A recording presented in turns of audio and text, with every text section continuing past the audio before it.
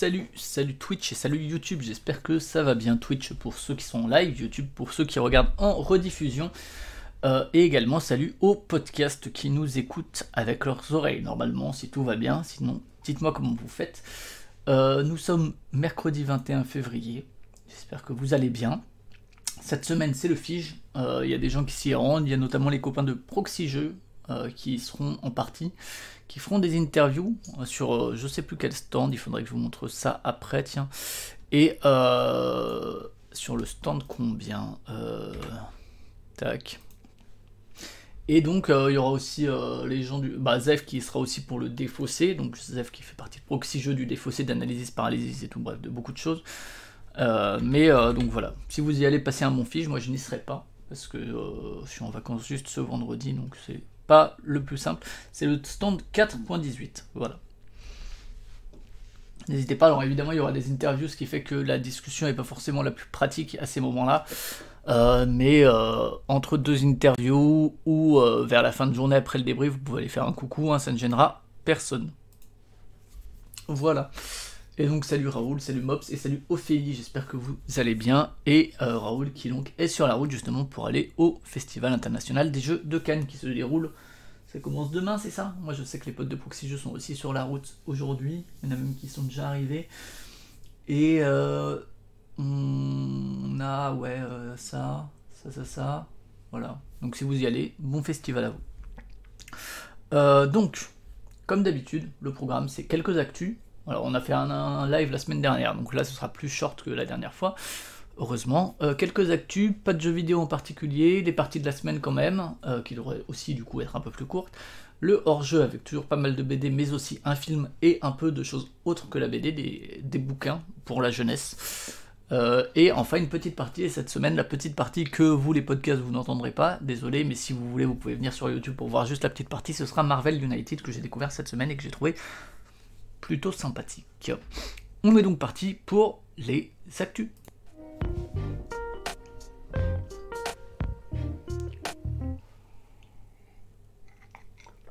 Et le petit point habituel, si vous préférez la version podcast, comme plusieurs centaines de personnes maintenant, en tout cas au moins plus de 100, plusieurs dizaines en tout cas, il y a ça sur Playtime, sur le flux de Playtime, qui est un podcast que j'animais depuis perpète, 2015, ça va bientôt faire 10 ans, et que j'ai redirigé pour héberger en audio non monté, je mets juste un petit truc de compression, en audio non monté pour accueillir les hebdos et les bilans du mois.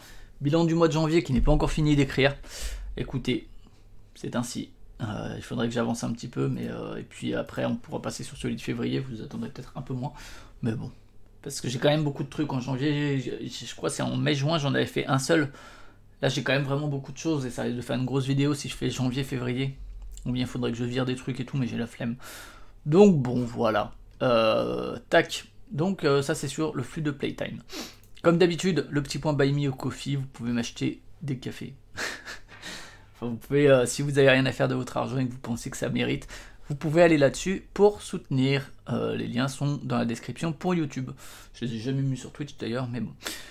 Sinon, je vous ai déjà dit plusieurs fois que une de mes sources pour un peu accumuler les news comme ça et voir un peu ce qu'il en est, c'est notamment boardgame.fr, propulsé par Geeklet, qui est quelqu'un qui écrit beaucoup depuis maintenant pas mal de temps aussi, avec toute une équipe.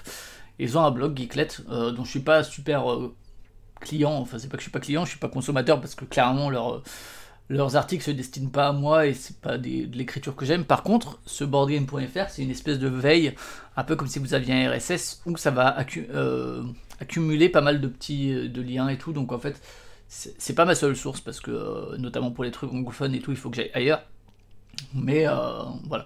Et donc ils ont lancé, donc à chaque fois que je peux quand même, citons nos sources, je les mentionne, notamment là, donc ils ont fait une refonte en termes de visuel et tout. Donc voilà, si vous voulez aller vous renseigner dessus, n'hésitez pas à y aller. Voilà, c'est toujours sous ces petites formes, avec à chaque fois un lien en fait vers d'où vient la news. Donc là par exemple ça vient de Ludum, etc., etc. Donc voilà, toujours très pratique. On continue avec la plus grosse news de la semaine, c'est l'annulation de PEL cette année. Donc PEL, Paris et Ludique, un festival qui date maintenant d'il y a plus de 10 ans, hein, je sais plus quand est-ce qu'était le premier, vous me direz peut-être sur le chat ou dans les commentaires, ça doit être vers 2010 par là, 2011, donc qui se tenait depuis quelques années sur la pelouse de Reuilly. Moi j'y suis allé 2 fois, une fois en 2017 par là, je crois, où j'avais fait justement un débrief pour Playtime, ou 2016, je sais plus, j'y étais plus allé depuis, et j'y étais allé l'année dernière en 2023, on avait fait un débrief et tout avec les copains de Proxy Jeux. C'est un festival qui est assez cool en extérieur. Alors bon, évidemment, ça a les soucis que peuvent avoir les festivals en extérieur. Notamment, je me rappelle d'une partie de l'extension de Five Tribes avec Bruno Catala, et où il y avait du vent et du sable et tout, c'était un enfer. Même si c'était assez thématique. Et donc, en 2024, c'est annulé. Pourquoi ? Parce que la pelouse de Reuilly, qui donc l'accueillait depuis... Avant, c'était autre part, je sais plus où. Quelque chose qui finit par Drôme, je crois. De Paris, il me semble. Mais donc là, le truc, c'est que en 2024, vous n'êtes pas sans savoir que Paris accueille les Jeux Olympiques. Et du coup, il y a plein d'événements et de lieux qui sont pris d'assaut, enfin en tout cas réquisitionnés par l'État, pour le bien de ces Jeux Olympiques. Notamment, il y a des appartements étudiants qui sont réquisitionnés pour servir de logement, vous le savez. Bref. Bon, vous vous doutez un peu de ce que je pense de tout ça. C'est un événement important, mais est-ce que ça doit peser sur autant de monde à la fois, etc. Je sais pas. En tout cas, la pelouse de Reuilly, elle est utilisée pour des trucs militaires. Je sais plus exactement quoi, mais en gros, il y a une... Alors, je dirais pas une base militaire, parce que c'est sans doute pas ça, mais un truc militaire qui va être provisoire, donc qui va être posé dessus. Et où du coup, Paris Ludique va pas pouvoir avoir lieu, hein, parce que écoutez, moi déjà que c'est le stress quand je me promène dans Strasbourg et que je croise des militaires là avec leurs petites mitraillettes qui sont supposées apporter de la sécurité, mais qui en fait sont plus inquiétants qu'autre chose. Voilà, ou bien on fait vraiment que des wargames à ce moment-là. Mais donc, PEL, on pourrait se dire, ouais, mais bon, ça ils le savaient quand même depuis un certain temps, ça fait longtemps que tout ça c'est prévu. Le truc, c'est qu'ils cherchaient en attendant un éventuel lieu pour accueillir Paris Ludique en 2024 plutôt que d'annuler tout de suite. Et donc a priori ils n'ont pas trouvé ce qu'il fallait, même si voilà, la mairie du 12e a aidé à chercher, ça n'a pas suffi. Voilà, c'est occupé afin d'assurer la sécurité des Jeux Olympiques. Évidemment ils s'excusent de l'annulation, bon ils ne peuvent rien, c'est pas de leur faute, ça reviendra sans doute en 2025, mais donc il n'y aura pas de Paris Ludique cette année. C'était un festival à taille humaine, c'est un gros festival quand même. Mais moi je sais que ça me faisait un petit... Enfin l'année dernière c'était l'occasion d'aller voir des potes et tout. Ce sera pas le cas cette année. Voilà. Donc il y a plein d'autres festivals, hein, mais il y en a d'autres sûrement près de chez vous. Mais évidemment ça fait partie des festivals marquants de l'année, donc c'est toujours un peu dommage que ce soit annulé, même si voilà, je comprends l'histoire des JO et compagnie, enfin... C'est en tout cas une raison qui est transparente. Donc voilà, pas de PEL cette année. Ensuite, alors on va parler un peu de Hasbro. Alors c'est rigolo parce que ça parle de Magic the Gathering, sur lequel on a fait un le pour et le contre avec Zephyriel et Astien la semaine dernière. Donc Hasbro, c'est eux qui possèdent Wizards of the Coast. Et donc bon, il y a Zephyriel et Astien en ont parlé, il y a un Ravnica Cluedo édition pour 3 et 4 personnes, qui avait l'air un peu rigolo, parce que du coup, ça mélange un peu certains trucs. Bref, c'est pas ça qui m'intéressait le plus. Il y a plein de trucs, mais surtout, Hasbro est en perte de bénéfices. En tout cas, voilà, les revenus ont décliné de 15%, mais donc Hasbro va mal, entre guillemets, hein, mais Wizards of the Coast et Magic, et donc tout ce qui est le digital gaming, pour le coup, eux, et c'est ce qu'on a vu aussi avec Embracer et Asmodee, hein, notamment, il y a plein d'entreprises qui se cassent un peu la figure ici et là pour plein de raisons, mais le segment jeu de société, finalement, lui, continue de croître. Alors, c'est pas forcément lui qui rapporte le plus à la société, hein, faut faire une différence entre c'est un secteur en croissance et c'est un secteur qui rapporte le plus, c'est pas la même chose. Si t'as un secteur qui rapportait 100 millions et qui baisse de 10%, il va continuer à rapporter plus qu'un secteur qui voit 1 million et qui monte de 20%. Voilà. Mais en tout cas, eux sont en croissance de 10%. Bon, il y a plein de chiffres, hein, je vous mets les liens comme d'habitude dans la description pour YouTube.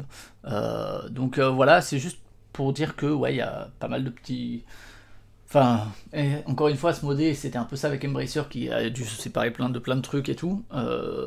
Asmodée, eux, continuent de croître. Il y a aussi un Board Game Wire, du coup, où il y a pareil, hein, toujours j'essaie de croiser un peu les sources. Donc, ce qu'eux disent, c'est 1 milliard de dollars au quatrième trimestre. Et il y a un truc que je crois qu'on voit pas dans la news BGG, c'est que même si pour l'instant Wizards of the Coast, alors eux ils disent 7%, voilà. Avant on avait 10%, donc voilà.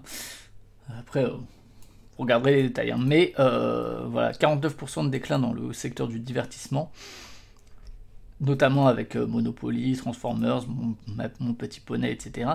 Mais tac tac tac, notamment avec Iwan, blablabla, bon ça je m'en fous un petit peu, hein. Juste ce qu'ils disent, c'est que voilà, même si pour l'instant Wizards of the Coast, bon, voilà. Ah oui, c'est vrai qu'il y avait ça. C'est peut-être grâce à Baldur's Gate 3 en fait, pas Magic. Et bah c'est en gros, attention, en 2024, il est fort possible que ça suive pas cette dynamique et que les prédictions, puisqu'il doit faire des prédictions, j'imagine pour leurs actionnaires, etc., c'est une chute de 3% à 5%. Donc voilà, bon. Donc voilà, vous avez tous les détails là-dedans. Et c'est là qu'on voit que je dis que Hasbro va mal, mais leur CEO, Chris Cox, à peu près 1,5 million par an, lui ça va. Ça va. Il peut se permettre lui-même de perdre un peu. Ensuite, une petite anecdote, parce qu'on n'a pas beaucoup de news, mais je trouvais ça rigolo, toujours sur Board Game Wire, ça parle de TikTok et du jeu de société. Alors, TikTok, un média que je ne consomme absolument pas, en tout cas un canal que je ne consomme pas du tout, et voilà, c'est pas du tout un truc où je suis, j'ai déjà pas été sur Instagram, donc voilà, mais donc c'est un média évidemment qui monte énormément depuis des années, qui touche un public plus jeune, etc. Et juste, il faut voir que il y a certains trucs, on se dit, quand on regarde un peu les chaînes YouTube ou quoi, à part les très très gros, c'est rarement plus que les quelques milliers, dizaines de milliers de vues. Voilà, en termes d'engagement, c'est pas ouf. Alors c'est beaucoup pour un secteur relativement niche comme le jeu de société, parce que si tu arrives à toucher 3000 personnes qui ont un fort taux d'engagement, etc., et que tu sais que ça va être des gens qui ont les moyens, qui vont regarder ce qui les intéresse, etc., c'est pas la même chose d'avoir 3000 vues chez un youtubeur jeu de société que chez un youtubeur, par exemple, je sais pas, un youtubeur beauté ou quoi. C'est pas la même chose, mais voilà, on voit qu'en termes de chiffres, c'est pas gigantesque. Et donc là, on voit quand même que, ouais, The Hop, alors, si vous connaissez, hein, vous me dites, hein, mais que, voilà, c'est une personne qui a eu 8 millions de vues, 500 000 engagements, bon, 4500 new followers, alors bon, là-dessus c'est Punchboard, l'UDEMA, qui parle pas mal de tout ça, de l'importance des followers versus les engagements, versus le nombre de vues, etc. Je vous avoue que moi je suis un peu loin de tout ça, mais ça me paraît quand même beaucoup, et que ça va du coup, alors de 10 000 vues, ce qui est déjà beaucoup plus, bon après c'est TikTok, hein, les formats sont pas les mêmes et tout, hein. Moi je vois les shorts YouTube, c'est souvent, sauf exception, alors il y en a qui cartonnent et tout, mais quand c'est bien mis en avant par les algorithmes, mais sinon, même de la part de gens qui ont beaucoup d'abonnés, c'est rarement plus que quelques milliers de vues. Donc là, c'est de 10 000, ce qui est déjà beaucoup, à 2,5 millions de vues. Et donc ça, c'est, voilà, voilà. Donc là, c'est justement un mélange entre You, le jeu You, je crois, que j'avais joué, et le côté plus... voilà, enfin, c'est toute une narration, une mise en scène, et une adaptation aux médias en question, qui font que il faut trouver des moyens pour un peu justement s'adapter à TikTok. C'est pas ce que je saurais faire moi, clairement, hein, je pense pas. Parce qu'encore une fois, pour un peu comprendre comment ça marche, il faut aussi le consommer, hein, pour comprendre un peu comment ça fonctionne, qu'est-ce qui peut marcher, les habitudes de consommation, les habitudes de production. Mais là, on est sur un truc, on dirait un peu plus classique en termes. Bon, après, j'ai pas le son, mais en termes de présentation, on voit une personne qui montre un jeu, alors évidemment très cut et tout, mais ça. Voilà, c'est assez différent de ça qui utilise le jeu pour autre chose. Évidemment, depuis quelques temps, maintenant c'est un média très visuel, donc que ce soit Instagram ou quoi, il y a évidemment un intérêt incroyable à montrer des belles figurines, à montrer des beaux plateaux et tout, ça se prête très bien au visuel. Mais donc voilà, donc je vous invite à aller lire ça, clairement, c'est... Donc là, ouais, il conseille de passer un peu comme sur Twitch aussi par le Just Chatting ou des trucs comme ça, par le Entertaining. D'ailleurs, sur YouTube, on n'a même pas une catégorie jeux de société. Il y a la catégorie jeux vidéo, mais souvent les jeux de société, ça va dans divertissement également. Bon, voilà, c'est en tout cas un truc qui évolue et où faut les personnes compétentes pour, hein, clairement. Voilà, faut trouver des trucs qui permettent de faire de la viralité, des gens qui sont adaptés à cette génération-là et qui viennent de cette génération-là, plutôt que de faire des trucs de boomer où tu te dis haha lol on va aller sur TikTok et faire les jeunes, et en général c'est très cringe. Après ça dépend de qui tu es, etc. Mais voilà, je vous invite à aller lire ça, c'est plus une anecdote qu'autre chose, mais je trouvais ça rigolo, même si c'est pas du tout quelque chose que moi je consomme. Dernière news. Simone en voiture. Cool Mini Hornet. Je crois qu'ils aiment pas qu'on les appelle encore Cool Mini Hornet, mais voilà, bref, Simone.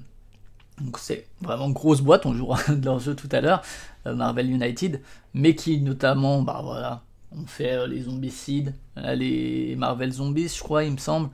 Voilà, avec leur première, c'était Masters of the Universe, The Board Game, Clash for Eternia, avec plus de 700 000. Mais donc c'est vraiment Simone, un habitué d'énormes campagnes avec des millions de trucs, et donc il y a plusieurs choses qui sont dans cette news, c'est que pas Dune le jeu, premièrement plutôt, il y a eu plus de 100 millions faits sur Kickstarter. Voilà, c'est beaucoup. C'est beaucoup. On sait que le jeu de société, ça marche bien, etc., et que c'est un gros facteur de croissance dans le financement participatif. Il y a plein de trucs qui ont été creusés là-dessus et sur lesquels vous pouvez vous renseigner, bien plus que plein d'autres trucs, mais que plein d'autres médias, je veux dire, d'autres loisirs. Et donc, bah, il y a Ulule en France, il y a KissKissBankBank, Indiegogo aussi, je crois, My Major Company, vous vous rappelez de ça. Bah, voilà, un point de vue international, c'est quand même Kickstarter qui dominait le truc, avec tous les problèmes éthiques et moraux que peut poser Kickstarter sur leur position vis-à-vis des syndicats, etc. Hein. Je vous refais pas le portrait, mais voilà. Et donc il y a GameFound qui s'est lancé, je sais pas quand exactement, mais il y a quand même maintenant quelques années, qui est vraiment un concurrent qui se... alors il y a du côté du jeu vidéo, par exemple, des campagnes qui sont faites sur des trucs un peu plus en interne, et pour éviter justement les intermédiaires de Kickstarter qui ponctionnent aussi dessus. Je pense que GameFound prend à peu près autant que Kickstarter, hein, enfin, à moins de... Enfin, à un moment, il faut qu'ils vivent aussi, hein, c'est le modèle économique de ces plateformes. Mais donc, GameFound, il y a eu plein de très grosses campagnes dessus ces derniers temps, qui rapportent à peu près autant que sur Kickstarter, en fait. Et donc, voilà, un moment, pour un peu comme Epic vis-à-vis de Steam, il y a un moment, il faut faire venir les gros et dire, hey, vous voulez les produits Simone? Maintenant, ce sera sur GameFound, et ce sera plus chez Kickstarter. Et comme ça, c'est un moyen, en signant des gros contrats, alors j'imagine que c'est des gros contrats, je sais pas à quel point, mais bon, voilà, c'est dire, venez chez nous, et c'est nous qui allons prendre maintenant notre part sur les projets de Cool Mini Hornet. Donc voilà, c'est quand même pas anodin de voir un aussi gros acteur du milieu partir de Kickstarter pour aller vers GameFound. Ça confirme un petit peu surtout avec notamment pour mi-2024, on a déjà parlé plein de fois, mais une nouvelle adaptation d'un jeu vidéo. Alors l'adaptation d'Offre Romantique était très bien, j'en vous en ai déjà dit beaucoup de bien, mais voilà. Donc voilà. Donc, deux informations. 1. Simone a fait plus de 100 millions sur Kickstarter, avec plus de 60 campagnes réussies de suite. Et 2. Maintenant, il faudra aller sur GameFound si vous aimez leurs produits. Pas sûr qu'ils aient besoin de passer par du financement participatif actuellement, hein, cependant.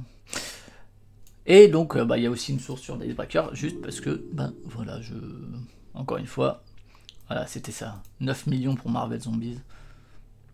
Il y avait 2,5 millions, voilà, c'était ça, c'était Zombicide, 780 000. c'était le début, hein. On se dit c'est pas beaucoup mais faut replacer. Salut Dolmore, j'espère que tu vas bien. Puis voilà, saison 2, 2,5 millions, 2,9 pour la saison 3, 4 millions pour la saison pour Black Plague, 5 millions pour Green Horde, donc voilà, et Marvel Zombies en février 2022 c'était 9 millions, donc voilà. Et évidemment c'est pas les seuls, hein. Il y avait donc Cthulhu, Ankh, etc. etc. Voilà, et ça c'était leur premier.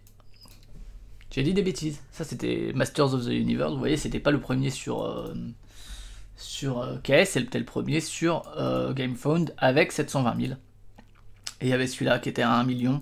Donc on est loin des 9 millions, mais c'est pas non plus un zombicide en fait. Donc faut pas comparer les 1 million avec les 9 millions de Marvel Zombies parce que c'est juste pas la même licence et c'est pas le même public. Mais donc voilà. Et on a fini avec les news, on va juste finir comme d'habitude avec les arrivées sur BGA. Alors sur BGA sont arrivés Pixies, je vous en ai déjà dit du mal, hein, donc je vais pas en répéter du mal, mais j'aime pas du tout le jeu, je trouve qu'il est très quelconque, qu'il apporte rien, que c'est vraiment du fast food vite créé, vite consommé, etc. Moi j'aime pas du tout, hein, désolé. Je vois pas pourquoi est-ce qu'on crée encore des jeux comme ça, mais soit. Splendor Duel, je crois qu'il lui il est pas passé par des phases d'alpha, de bêta, etc. Je crois qu'il est arrivé direct comme ça. Un jeu à deux, moi j'aime pas trop non plus, Splendor Duel. Je trouve qu'il apporte pas grand chose à Splendor, si ce n'est cette mécanique de prise qui est un peu plus complexe, ou Si, il y a quelques cartes qui m'intéressent, mais je trouve que sinon je trouve que Splendor, si on aime Splendor à deux, ça suffit, donc voilà. Donc ça c'est les nouveautés, je crois que The Great Split était déjà arrivé la semaine dernière, et en bêta est arrivé ça qui je crois est plus ou moins les petits chevaux, hein. Evolution, voilà, gros jeu. Ça fait très longtemps que j'ai pas joué à Evolution, j'avais bien aimé les 2 parties, je pense, j'en ai fait en physique. Ça c'est le sushi, je crois que tout ça on avait déjà vu. Praga et puis un River Valley, etc. Donc voilà, surtout ça, bon, avec un intérêt limité bien sûr. Et Evolution, et évidemment ça qui arrive au bon moment parce que ça va sortir là bientôt en physique, hein. Alors ça va être dans la gamme de Sea Salt and Paper, donc très bien niveau ouais, ça faisait très longtemps que c'était en alpha effectivement Evolution, donc très bien au niveau de l'édition, du petit format et tout quoi. C'est des petits jeux au petit format, ça, moi je trouve ça plutôt cool plutôt que de sortir, tant qu'à sortir des jeux médiocres ou mauvais, autant qu'au moins ce soit dans ce format plutôt que de faire des boîtes énormes. Mais bon, j'avoue que j'ai joué qu'à 2. J'ai essayé de faire des parties à 3 pour un peu faire évoluer mon avis. Je pense que honnêtement à 2, il y a plus de contrôle dans le contre-draft et tout, ça me paraît plus intéressant à 2 qu'à plus, mais j'ai pas eu l'occasion de jouer à plus. Mais ouais. Voilà. Je sais que plein de gens aiment, hein, mais tant mieux pour ces personnes. Moi je trouve ça nul. Chez Proxy Jeux, donc je l'ai dit, on a eu que un épisode depuis, puisque hein, c'est comme ça quand on refait un hebdo toutes les semaines. Incroyable. C'est le pour et le contre sur Magic où j'étais l'arbitre, avec un peu de mauvaise foi et un peu titillé pour essayer de sortir des arguments de la bouche des deux. Donc voilà, gros jeu culte, grand jeu, hein, il y a eu un certain grand jeu sur le sujet. Zephyr était pour, Astien était contre. C'est pas entièrement contre, c'est pas. Il y a voilà comme ça des nuances dans tout ça, et c'était cool. J'avoue qu'au moment de l'enregistrer, j'étais pas trop convaincu, et puis finalement, le montant, je me suis dit, bof, ça va. C'est pas le pour et le contre le meilleur qu'on ait fait, je pense.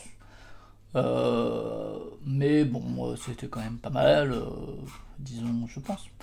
Et je me suis surtout amusé à faire cette image-là, voilà, qui m'a fait rire. Donc voilà pour ce qui est sur Magic. Donc sur Proxy Jeux, je vous rappelle donc que Proxy Jeux va être à Cannes, sur le stand 4.18, si vous allez faire des coucous. Et on a déjà fini les actus, on va pouvoir donc passer aux parties de la semaine. Allons-y.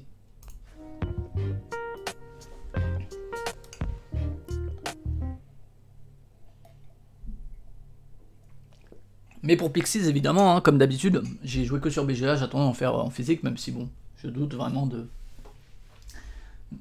j'ai mis Pokémon en fond. Si, je l'avais mis en tout petit. Mais vraiment petit.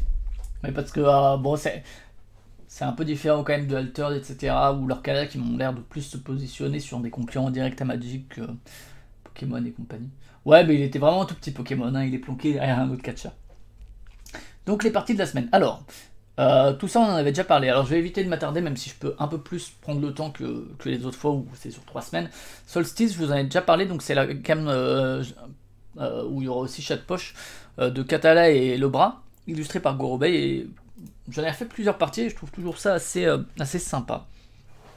C'est quand même un peu anodin, hein. Je sais pas, enfin il n'y a rien de spécial, mais pour le coup, là où Pixis ça m'atteint vraiment pas en termes de plaisir de jeu et d'émotion, celui-là je sais pas, je prends pas de déplaisir à le faire, je sais pas, il y a quelque chose qui marche, c'est peut-être la mécanique de prise ou quoi, bon voilà. Mojo, je vous en parle pas plus que ça, c'était pas... voilà. Flip Town, c'est la partie qu'on a fait la semaine dernière sur cette chaîne, donc allez la voir si vous voulez. Ce petit jeu de Flip and Ride de Steven Aramini avec pour base un jeu de cartes simple. Nirvana, on a refait des parties, alors toujours à 2, j'aimerais bien y jouer à plus pour voir, mais c'est très bien à 2 aussi, alors là il est mieux à 2 et 3. Jeu japonais de Shika Suzu chez Korea Board Games qui réimplémente Roll Ride Daifugo, pardon. Et non, je suis vraiment pas du tout expert en au contraire. C'est là-dessus que vraiment, moi, un de mes jeux préférés, ça va être Lucky Number, ça va être Can't Stop, ça va être Just One. J'adore Keyflower, j'adore Root, mais j'ai vraiment pas du tout je suis pas du tout expert, quoi. Enfin, et pour moi, en fait, juste la qualité du jeu compte. Il y a juste certains genres de jeux auxquels je suis pas sensible, typiquement les jeux abstraits, vraiment tout ce qui est vraiment jeu purement abstrait, en général c'est un rejet, et les jeux de pure déduction aussi, j'ai du mal en général, mais c'est plus, et par contre par exemple je suis très sensible aux jeux de type stop ou encore, prise de risque, bluff, tout ça j'aime beaucoup en général, et donc je suis un peu plus tolérant avec, mais par contre en termes de complexité ou difficulté du jeu, j'ai pas vraiment de... Voilà. Nirvana par exemple, jeu extrêmement simple, en 2 phases, où donc on va lancer des dés pour faire un côté roll and write, où quand on écrit, on est obligé d'écrire sur une zone, on lance 3 dés, et par exemple j'écris les 3 résultats sur la zone rouge, et où je peux faire du plus ou moins 1. On fait ça pour avoir toutes nos cartes, et après on joue aux cartes. Donc après on a ces cartes-là, qui sont des cartes qu'on a écrites ici, et en fait on joue aux cartes et à un jeu d'escalade assez simple, le Daifugo, qui est pas très original, mais le mélange entre les deux fonctionne bien, il y a ici et là des petits espaces de choix. On a aussi joué du coup cette semaine avec les cartes spéciales, qui sont celles-ci là par exemple, où on en sort 3 dans la partie, et qui vont dire pendant la phase de cartes ou pendant la phase de dés, il va se passer d'autres trucs. Ça complexifie pas énormément le jeu, et c'est pas inintéressant dans l'ensemble de ce que ça... Voilà, là c'est si des cartes de 4 sont jouées, tout le monde doit jouer des multiples de 4, alors que c'est pas une règle de base. Là, quelqu'un qui arrive à mettre les nombres de 1 à 6 dans le vert, ils peuvent se séparer de 4 cartes, ce qui est important parce que c'est un jeu de défausse, le but c'est de se débarrasser de ces cartes, entre guillemets, en premier. Mais en tout cas, ouais, je suis toujours assez convaincu par ça. J'ai continué à jouer à vendredi, toujours un super jeu solo, donc j'y joue en numérique uniquement. J'ai réussi à gagner 2 parties de suite, ça devait être en début de semaine, là lundi peut-être. Toujours très très bien, toujours extrêmement efficace, je joue toujours au niveau 1, mais je trouve ça extrêmement bien. J'ai encore une fois pas joué en physique, donc je sais pas à quel point est-ce que la manip peut faire perdre un peu du plaisir de jeu ou en rajouter, mais en tout cas c'est très brillant comme beaucoup de jeux solo de Friedemann Friese. The Brambles, nouveau jeu. Alors j'adore le look du jeu de John Burton, qui a fait quoi d'autre? Ah, c'est lui qui a fait Ek, dont je vous ai déjà parlé et que je trouve très bien en jeu solo. Et il a aussi fait un jeu de pli coopératif, tiens, on va le rajouter dans les Want to Play. Je vais essayer Imilo. Mais donc The Bramble, c'est un jeu solo qui est arrivé sur BGA en alpha, exclusivement solo, qui a un look vraiment très très marqué et que j'aime beaucoup.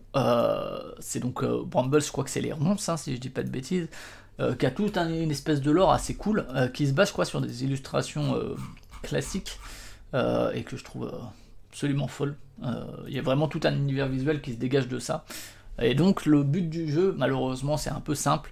Alors j'ai pas joué avec les histoires de monstres et tout, ça c'est des petites extensions. Je vous le montrerai peut-être lors d'un hebdo parce que c'est assez simple, il est en solo sur BGA et tout, donc ça s'y prête bien. Mais l'idée c'est de vaincre toutes les cartes ronces, ok. Il y en a à chaque fois là, et donc on peut battre, et ça va de 1 à 4, de 1 à 5 pardon. Et pour vaincre en fait les cartes, il faut, on a une main de cartes, il y a aussi des cartes flux ou je sais pas quoi qui permettent d'en réserver, donc d'avoir une main entre guillemets un peu plus grande. Mais franchement, ouais, le look du jeu est absolument fou. Il y a des cartes qui vont de 11 à 14 ou 15, je sais plus, et où en gros ça permet de faire un niveau de plus, mais l'idée c'est que on va devoir faire des combinaisons en fait un peu de type poker pour vaincre les différents niveaux de ronces. Donc pour les ronces de plus bas niveau, ça va juste être une paire et une autre carte, et on s'en fout des couleurs. Pour le 2, ça va être, je pense, la même couleur. Là, ça va être une suite de couleurs quelconques. Là, ça va être un brelan, des trucs comme ça. Et donc, si on le fait en plus avec des cartes de haut niveau, et ben, ça nous permet de taper un niveau de plus. Donc, si je fais 2 14 et 1 11, et ben, je peux en fait supprimer un niveau 2. Et donc, le but du jeu, c'est de supprimer toutes ces tuiles là, donc de réussir à vider le paquet, sachant qu'il y a quelques cartes qui ont un peu des pouvoirs, le Syrup Vision, les ciseaux, et il y a évidemment des cartes ronces qui viennent un peu vous mettre des bâtons dans les roues, qui sont, est-ce qu'on en voit une, voilà, celle-ci, où en gros, et ben, pour les retirer, il va falloir faire certaines combinaisons de cartes qu'on va donc pas pouvoir utiliser pour vaincre les ronces. C'est pas bien novateur, malheureusement c'est assez... Disons que la promesse ludique n'est pas rejointe par la promesse de l'univers, quoi, qui vraiment a un look assez unique, et, enfin pas unique, mais en tout cas assez marqué. Là, bon, je trouve que, voilà, vous voyez là les différents... Ah oui, on peut aussi faire des combinaisons de 6 qui permettent de tuer n'importe quoi. Bref, voilà, un peu... Je réessayerai, mais je trouve ça un peu quelconque. Voilà, BGA, je continue d'y jouer à Pixies, hein, parce que même les jeux que je joue pas, quand même, je suis pas sectaire, j'essaye d'y jouer plusieurs fois pour voir un peu, et puis des fois je me dis peut-être. Mais celui-là a tellement peu à offrir en termes enfin pas de difficulté, mais de possibilités, que je vous avoue que j'ai pas d'avis changé après ma 6ème partie qu'après ma première. Marvel United, donc comme dit, on en fera une partie tout à l'heure. Cette semaine j'ai joué à celui-là et à X-Men. Mais c'est pas vraiment une extension, donc c'est vraiment un truc de Eric Lang et Andrea Chiaravesio, illustré par Edouard Guiton, et donc qui est une coopération entre Spin Master et Simone. Et donc j'ai joué à la version de base, celle à laquelle on jouera tout à l'heure, et à la version X-Men. Alors j'ai joué en solo uniquement, c'est un jeu coop ou solo, même si maintenant il y a aussi des versions là où on peut s'affronter. Une personne peut jouer le super méchant, et où c'est un jeu coop assez old school, où alors il n'y a pas le playmat fourni dans la boîte, mais voilà, et où on va chacun et chacune incarner un héros ou une héroïne de Marvel, voilà, sous des versions assez chibi, on voit ce genre là. Alors, on peut ne pas accrocher, moi je trouve que bon, que ce soit, les figurines ne viennent pas peintes évidemment, et on va affronter un des grands méchants, donc là il y a Taskmaster, il y a Red Skull. Et pour ça, comment ça va marcher? Il va falloir vaincre des menaces, puis au bout de 2 menaces vaincues, donc les menaces c'est ces espèces de cartes au milieu là, qu'on va pouvoir supprimer soit en sauvant des civils, soit en tapant des sbires, soit en justement réussissant à débloquer des menaces qui sont des cartes qui sont là. Il faut en débloquer 4, et donc à chaque fois qu'on a rempli une carte, et ben ça débloque un truc. Et alors... Premièrement, ça commence la première fois, ça renforce la pression que le super vilain nous met. Les autres fois, et ben, ça va nous permettre de taper sur le super vilain, puisqu'on peut s'occuper de lui, mais pas au début, puisque le but, c'est souvent de lui ramener sa vie à 0, tout simplement. Et le troisième, ça permet de gagner une carte. Et donc, comment ça marche? On va alterner un tour d'un super vilain qui vont eux aussi avoir leur deck particulier, comme chacun des héros ou des héroïnes. Et on va, et merci pour le follow Dolman, j'avais pas vu parce que j'ai pas le son. Et du coup, voilà, le système de jeu est assez simple. On va résoudre une carte du super méchant qui va le faire avancer, qui va permettre d'activer un truc, qui va rajouter des civils ou des milices, que si on peut pas tous les mettre, et ben, il va y avoir un effet négatif. Donc il va quand même, c'est un coop très classique où il y a plusieurs éléments qui vont peser sur nous, plusieurs épées de Damoclès qu'il va falloir essayer de gérer et de prioriser, tout en essayant d'aller vers la victoire, puisque si le méchant n'a plus de cartes dans son deck, on a aussi perdu. Chaque méchant a des petits pouvoirs particuliers, il va activer des machins, des bidules, les menaces vont être spécifiques aussi, il y a des lieux qui vont être mis de manière aléatoire, qui seront, bon alors il y en a je crois 8 dans la boîte de base, mais évidemment avec les extensions et tout, tu peux en mélanger plusieurs, qui vont avoir différents effets, et donc une fois que le méchant a fait son tour, eh bien, on va enchaîner les tours on va enchaîner 3 tours au début, puis 2 tours, une fois qu'on aura vaincu une de ces cartes-là, résolu une de ces cartes-là de héros ou héroïne, où le système c'est tu poses une carte, tu pioches une carte d'abord, tu poses une carte, et tu fais les actions de ta carte. Donc quand on joue à plusieurs, chaque héros ou héroïne a son deck, hein, et chaque personne contrôle un héros ou une héroïne. Et tu fais aussi les effets du bas de la carte, donc c'est de la carte précédente, d'héros ou d'héroïne, y compris si c'était avant que le méchant ait joué. Donc voilà, il y a un petit enchaînement à faire dans les actions et tout. Après, il y a des petits pouvoirs spéciaux que tu n'actives pas si c'est pas la carte que tu viens de poser.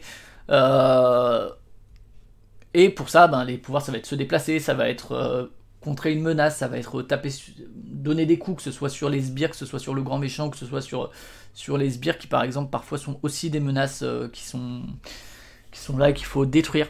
Ce genre de trucs, voilà, en gros. Et après, ben, on refait un tour du méchant, etc. etc.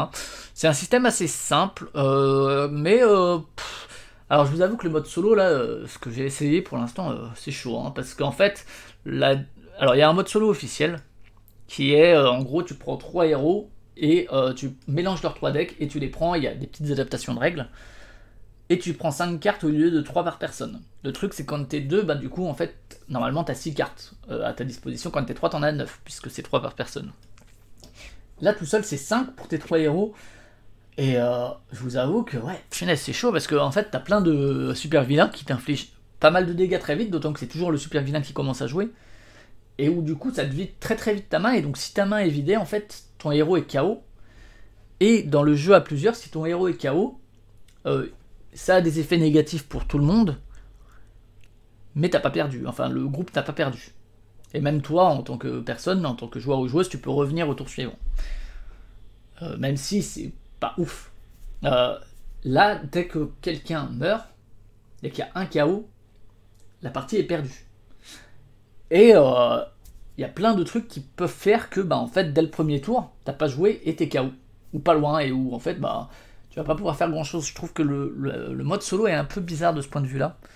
À la fois ça t'apporte la flexibilité de avoir tout plein de personnages et tout, et tu peux mettre l'autre, ouais, je sais pas, il y a quelque chose qui fonctionne pas. Alors j'ai vu plein de gens qui, en fait, pour jouer en solo, font ce que tu peux faire dans à peu près tous les coop old school, c'est en fait tu joues comme si t'étais 3 personnes en partageant les infos, donc en fait tu jouerais 3 héros, mais chacun avec leur deck et tout. J'essaierais peut-être plutôt comme ça, parce que je vous avoue que là, je trouve ça parfois un peu punitif gratuitement, et un peu impossible à contrer, quoi, où du coup le plaisir est pas forcément là, et la frustration est pas ouf. Évidemment, il y a plein d'extensions. Voilà. Alors ensuite, Sunrise Lane, un jeu de Knizia qui réimplémente Rondo chez Gigamic. Et écoutez, j'ai joué que à 2. Alors j'attends de jouer quand même pour un avis plus important à 3 ou 4, même si eux ils le conseillent à combien sur 3-4, ouais. Parce que c'est un jeu où en gros c'est le passe-temps, Simon en parlait un peu comme d'un aventurier du rail, où bah, tu pioches des cartes, tu poses des cartes et tu poses des trucs, sauf que c'est pas des wagons et que tu essayes pas de connecter des objectifs, mais en gros tu vas te développer par petite adjacence, donc soit en partant du milieu, soit en étant adjacent à un autre bâtiment, et est-ce qu'on arrive à voir, voilà, tu vas jouer des cartes qui sont de la couleur indiquée sur les cases. Et si tu en joues plusieurs cartes, tu vas pouvoir poser plusieurs étages. Et les points que ça marque, c'est autant d'étages fois le point qui est là. Donc par exemple, là si je pose du jaune et que j'en pose 3, ça me fait 3 fois 1, ça fait 3. Par contre, si je mets 3 rouges ici, ça me fait 9 points. Et donc il y a une espèce comme ça. Alors à 2, c'est un peu beaucoup d'attentisme, quoi, et parce que forcément tu vas essayer de pas avantager l'autre, de pas lui laisser l'ouverture pour aller à un niveau 5 ou un niveau 4, mais en même temps, voilà, blablabla. Et donc il y a des petites mécaniques annexes assez classiques de, bah, dans ces quartiers-là, c'est la personne qui a posé le plus, qui a rempli le plus de parcelles. Dans les autres quartiers, c'est les personnes qui ont fait les plus hautes. Et enfin, il y en a un autre qui est ta plus grande zone, je crois, ou une connerie comme ça. Et il y a un petit truc avec les parcs en plus, bon. J'attends de voir à plus, parce que je vous avoue que là, alors c'est édité de manière bien plus jolie entre guillemets qu'à l'époque, beaucoup moins abstraite, au niveau visuel je veux dire, que ce soit la couve et puis les petits trucs en plastique et tout. Avant, comme dit, c'était Rondo qui était un jeu de De quand il est sorti Rondo? Fin des années 2000? 2012, début des années 2010.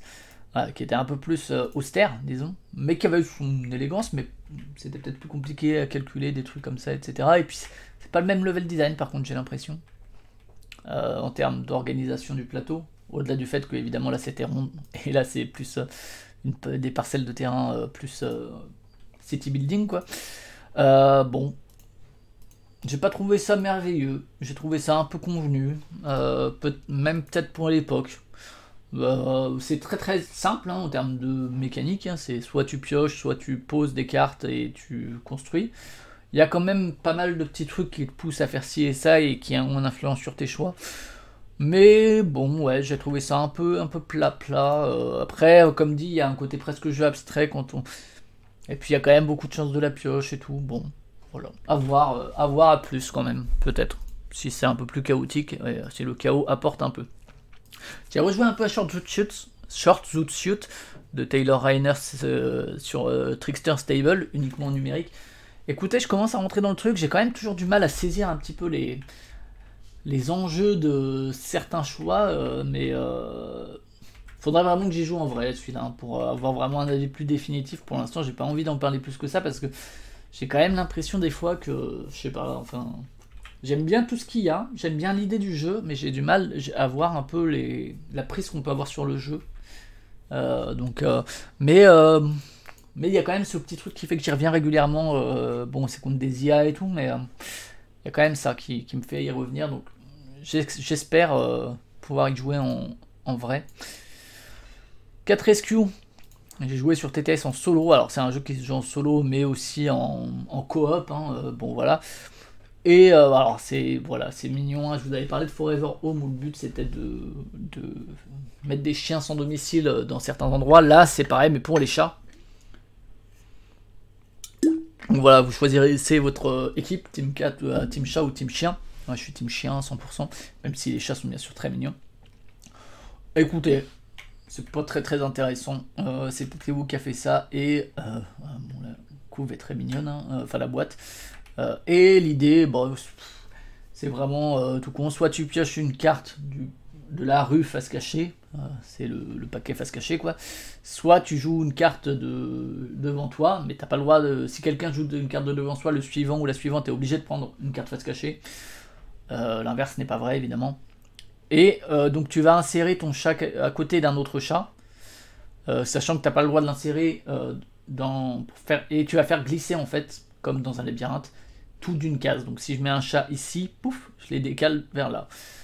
Juste, j'ai pas le droit de faire glisser dans le sens de la flèche. Et j'ai pas le droit non plus de faire glisser le chat qui est recouvert par la tuile. Voilà, c'est tout. Et à la fin, on marque des points. Et donc, en fait, pourquoi est-ce que je les fais glisser? Parce que s'il y a 3 ou 4 chats alignés de la même couleur, et bon, il y a des jokers par exemple. Là, on retournerait celui-là face cachée. Et si on arrive à le faire sortir, on le met de côté et ça fait des points à la fin. Et sinon, à la fin, tous ceux qui sont retournés mais pas sortir apportent un peu moins de points. Bref. Bon, voilà. Hein, c'est pas. Voilà. Hein, c'est pas ce que j'aime, moi, les trucs un peu de placement comme ça, déplacement, essayer d'aligner des trucs. Et c'est pas parce que c'est des petits chats que le jeu est meilleur pour autant, quoi.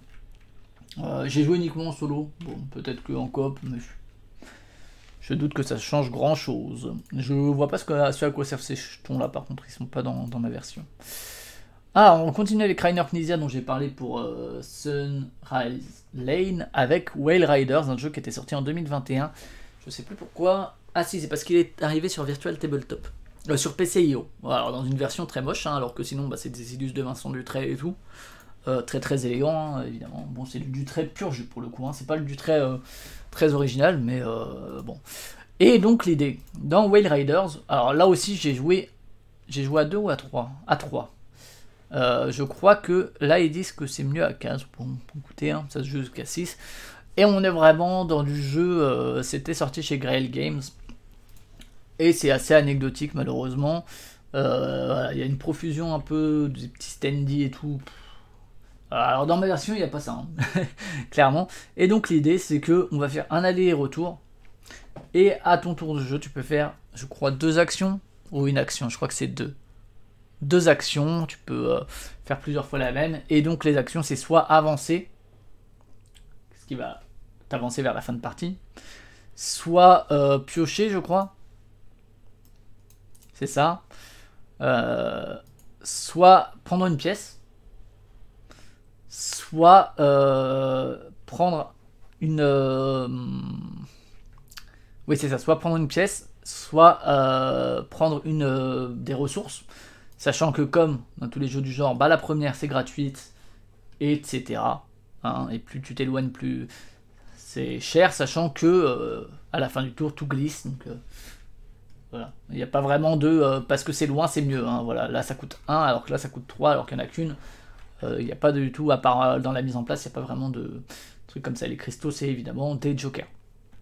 Et pourquoi je fais des ressources? Parce que je veux faire des contrats, donc des contrats qui vont me dire eh ben, il faut que tu aies X jars, ou bien il faut que tu aies un de chaque, des trucs comme ça. Bon.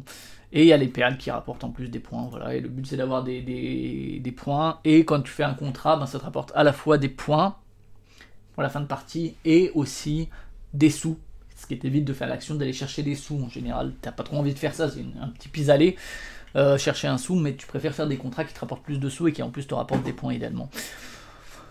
Voilà, ça pisse pas plus loin que ça. Hein. C'est pas. Et s'il y a juste un truc qui est pas inintéressant, mais bon, voilà, c'est. Est-ce que je vais vous les trouver? Voilà, des cartes tempête qui en gros bah, tombent un peu au pif et qui elles ne seront jamais retirées. Donc petit à petit, en fait, ça va augmenter progressivement le coût des ressources sur l'ensemble. Donc au retour, les ressources seront en moyenne plus chères qu'à l'aller parce qu'il y aura des petits jetons tempête qui seront posés ici et là.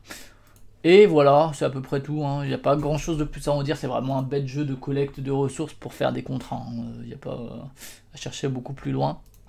Il y a juste, effectivement, quand on revient au point de départ, on peut acquérir ces trucs-là, là, qui ont plusieurs perles, mais on peut pas le faire au début. Bon. Voilà, écoutez, j'ai pas grand chose de plus à dire. Voilà, là on a des exemples de contrats, qui, celui-là, il rapporte 6 points et 2 pièces, et il faut avoir 4 comme ça et 4 comme ça. Est-ce qu'on a une limite de cartes en main? Je sais plus, par contre, ça, mais... Et ça, c'est sûrement des objectifs annexes, j'imagine. Je sais pas, que je vais pas utiliser, moi, pour le coup. Mais, ouais, c'est vraiment un jeu assez fainéant en termes de game design, là aussi. Hein. Je continue à jouer beaucoup à Take It Easy. Nirvana, je vous en ai parlé. On a joué à My City Roll and Write. On a bientôt fini la campagne. Donc c'est, on avait nous joué à My City sur BGA. Alors pour le coup peut-être que vraiment ils jouaient en physique avec le côté legacy et tout fonctionne mieux. On n'avait pas fini la campagne par lassitude. Celui-là est donc plus accessible entre guillemets en termes de pratique, puisque c'est juste vraiment un petit roll and write tout con où on va lancer les dés qui sont de qualité assez médiocre, mais ça on s'en fout, à la limite ça fait le taf. On va coller les petits ronds gris pour faire une forme. Et ça va déterminer comment on va remplir cette forme. Et en gros, l'idée, c'est comme dans My City, de recouvrir les cailloux, de laisser les arbres visibles. Et il va y avoir une espèce de campagne de 12 chapitres qui vont rajouter des règles et des manières de scorer. Bon, on a bientôt fini la campagne, hein, c'est que bon voilà, mais c'est pas merveilleux quand même. Hein, c'est assez classique, assez lambda, pas très innovant, pas très original, et en plus, je pense que alors les parties diffèrent vraiment selon les lancers et tout, et selon les choix qu'on fait. C'est pas un roll and ride qui va mener vraiment à des choix symétriques. Le truc, il y a quelques éléments plus interactifs vers la fin de campagne avec des espèces de courses ou de majorité, des trucs comme ça. Le truc, c'est que si j'étais pas un grand fan de My City, je trouve qu'il y avait quand même le fait de modifier des plateaux, notamment une mécanique de catch-up, et si tu perds une partie, ça allait modifier un peu certaines choses selon ton résultat. Là, c'est pas vraiment le cas en fait. C'est vraiment pas du tout un legacy, et il y a à peine le sentiment de progression en termes de campagne en fait, sauf dans le chapitre 3 qu'on a fait pour l'instant. Mais sinon, il y a assez peu d'éléments qui sont, comment on dit, quand ça reste, vous savez ce terme, permanent, de permanence. C'est pas ça que je cherchais, mais bon, peu importe. Et c'est vraiment, chaque nouvel épisode recommence un peu à zéro.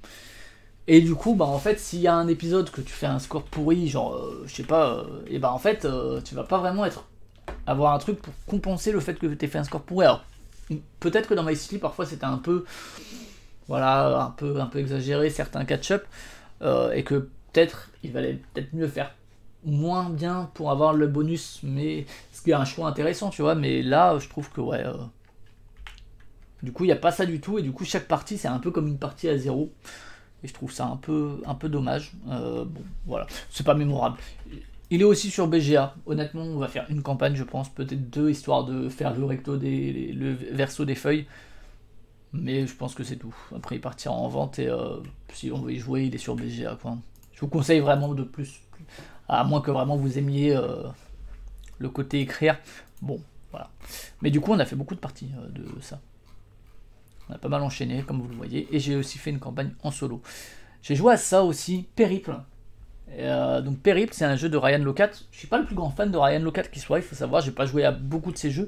J'ai joué à 2 sur Yucata parce qu'il vient d'arriver en bêta. Et écoutez, moi j'ai pas trouvé ça nul. Alors j'en ai un peu parlé avec Paul Gara qui, elle, n'aime pas du tout le jeu. Peut-être qu'il joue en physique, ça enlève tout. C'est vraiment un jeu qui va s'arrêter à partir du moment où on a récolté des cartes, et pour ça, ça va être de la majorité, où on va se placer, et quand une carte est complètement pleine, on voit qui a le plus de pions dessus, et c'est cette personne qui prend la carte, et donc il faut arriver à X cartes, et les cartes rapportent des points, comme vous le voyez, et en gros, et s'il y a égalité, on mise des pièces. Donc il y a ce petit côté où des fois, aller chercher l'égalité, puisque les pièces ont une information visible, ça peut être intéressant. Si on place des pions sur les pièces, bon, on les gagne à ce moment-là. Et donc, comment on place les pions? C'est avec l'information qu'on voit en bas des cartes ici, où en fait, on va devoir les placer sur les cases pleines, et on peut éventuellement, en payant, les placer sur des cases vides. Sur des cases entourées en pointillés. Si tant est qu'il n'y a personne dessus. En plus de ça, on peut acheter des artefacts qui vont apporter des points et qui ont quelques pouvoirs. Et en fait, ce qui est pas inintéressant, c'est que donc, prendre des cartes, c'est à la fois prendre ses points et aller vers la fin de partie, mais aussi prendre des patterns de pause. Mais surtout, ouais, je disais, bon, les pouvoirs, je trouve assez anecdotiques des artefacts, hein, c'est pas game changer. Tiens, ça, par contre, je sais pas ce que c'est, j'ai joué sans, je sais pas, c'est peut-être une variante. J'ai vraiment fait une seule partie à 2. Salut Ophélie, à plus. Et écoutez, j'ai trouvé ça pas mal parce qu'en fait, le truc qui est relativement intéressant, bon, c'est assez interactif, hein, puisque c'est de la majorité et tout, c'est que chacun contemple de sa perspective à lui, ou à elle. Et donc, ce pattern-là, pour moi, ça va être par exemple là et là, alors que pour cette personne-là, ça va être 2, mais comme ça. Et ça, c'est rigolo, je trouve. C'est pas grand chose, voilà, mais moi, ça me fait rire. Le côté un peu où chacun voit un peu midi à sa porte et voit le truc de son côté, et où du coup, alors ça peut mener à de l'analyse paralysis, parce que du coup, si tu as du mal à te repérer dans l'espace, tu dois te dire ah, mais si moi je mets ça, donc lui il va pouvoir jouer ça, etc. Et que ça rajoute du temps au temps. Et finalement, au fond, hein, les choix sont drivés effectivement par prendre des pièces et puis prendre des majorités, principalement voir les points et voir les patterns. Ça reste un bel jeu de majorité, hein. Ça va pas non plus beaucoup plus loin que ça. Mais j'ai fait une partie, j'ai pas trouvé ça nul. Voilà. J'ai rejoué à Unmatched à la version Android, ça faisait longtemps que j'avais pas joué, et je crois que c'est la première fois que je fais vraiment une partie. J'ai joué Sinbad contre Méduse et je me suis fait latter par l'IA, mais violemment. Ça faisait longtemps que j'ai joué, alors je sais pas si c'est ça ou c'est parce que il me semble que Méduse est forte, je sais plus, j'ai plus les tier lists de Unmatched en tête, mais je crois que dans la première, moi j'aime bien Sinbad avec sa dynamique de cartes voyage et tout. Méduse, il me semble, est forte parce que elle attaque à distance, si t'es sur la même case, elle inflige un dégât et tout, mais en même temps t'es obligé un peu de t'approcher pour la taper. Ça m'a donné envie d'y rejouer, c'est parce qu'il y a TS Maze, la Chroniques Inouï qui est sortie, donc c'était le moyen de me replonger dans les règles de base un peu de Unmatched avant de passer à la version coop. Toujours un très bon jeu, il faudrait que j'y rejoue un petit peu ici et là pour reprendre en main un peu les personnages, mais j'aime bien Unmatched. J'ai aussi joué à Palm Laboratory, qui est un peu la nouvelle version, enfin une suite un peu de Palm Island, auquel je n'ai pas joué, donc où en gros le pitch de base de Palm Island, hein, on va pas se mentir, c'est jouer à un jeu solo, ou à plusieurs si vous avez plusieurs boîtes, mais jouer à un jeu solo dans la paume de votre main, d'où le Palm, qui avait fait quand même pas mal parler de lui, hein, et de John Mitling du coup. chez le même éditeur, chez Portal Dragon, et bon, où c'est un jeu de ressources en gros, où alors j'ai jamais joué, mais c'est pas mon truc, hein, où en gros, soit tu vas pouvoir les tourner pour avoir des ressources, et puis après les ressources tu vas pouvoir les utiliser pour agir sur la carte, et donc ça peut te faire gagner des points, notamment la plupart des actions ça va être soit de tourner la carte de manière verticale, soit de flip la carte pour l'avoir sur son verso, et petit à petit comme ça tu vas les faire progresser pour gagner des points. Donc les points c'est une manière annexe de compter les points. Déjà il faut gagner, et dans Palm Laboratory, alors je sais pas dans Palm Island comment ça fonctionnait, mais il y a plusieurs types d'objectifs, notamment le premier c'est le bio, l'objectif de production, où en gros il s'agit de réussir à faire progresser cet objectif en ayant les bonnes ressources au bon moment, et donc tu peux petit à petit le programmer parce que tu sais qu'il vaut mieux garder celle-ci ou celle-là,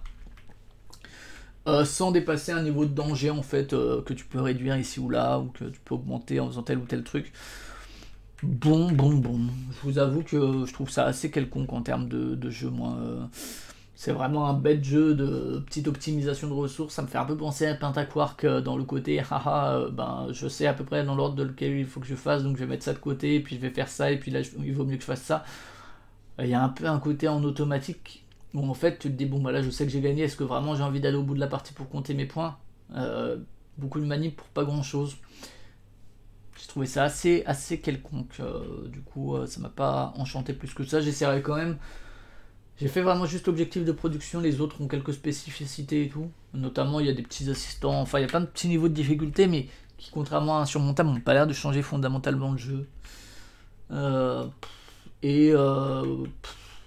pitch me vend pas du rêve non plus, l'histoire du laboratoire et tout. Et surtout, aussi, il y a un truc qui me gonfle. Je vais vous chercher le jeu pour vous montrer.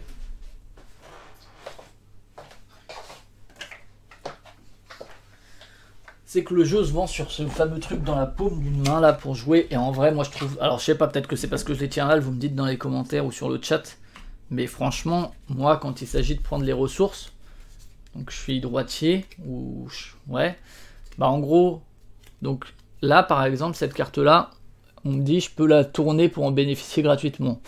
Alors il y a en plus un petit truc qui me dit voilà, dans l'ordre dans lequel j'ai intérêt à le mettre, mais donc si je le fais, je vais la tourner et la mettre derrière. Et donc, là, il faut que je garde comme ça. Je sais pas si on voit bien. Comme ça, pour voir les ressources. Ok? Eh ben moi, je trouve ça super déplaisant pour la main, en fait, à tenir. Alors, je sais pas s'il faut la tenir avec la main droite ou la main gauche.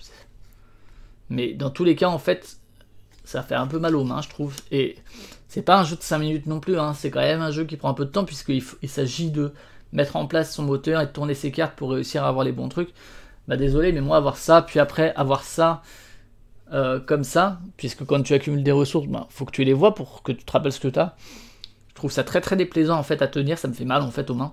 Alors peut-être que c'est parce que je les tiens pas avec les bons, c'est possible, peut-être qu'il vaudrait mieux que je le tienne avec la main gauche.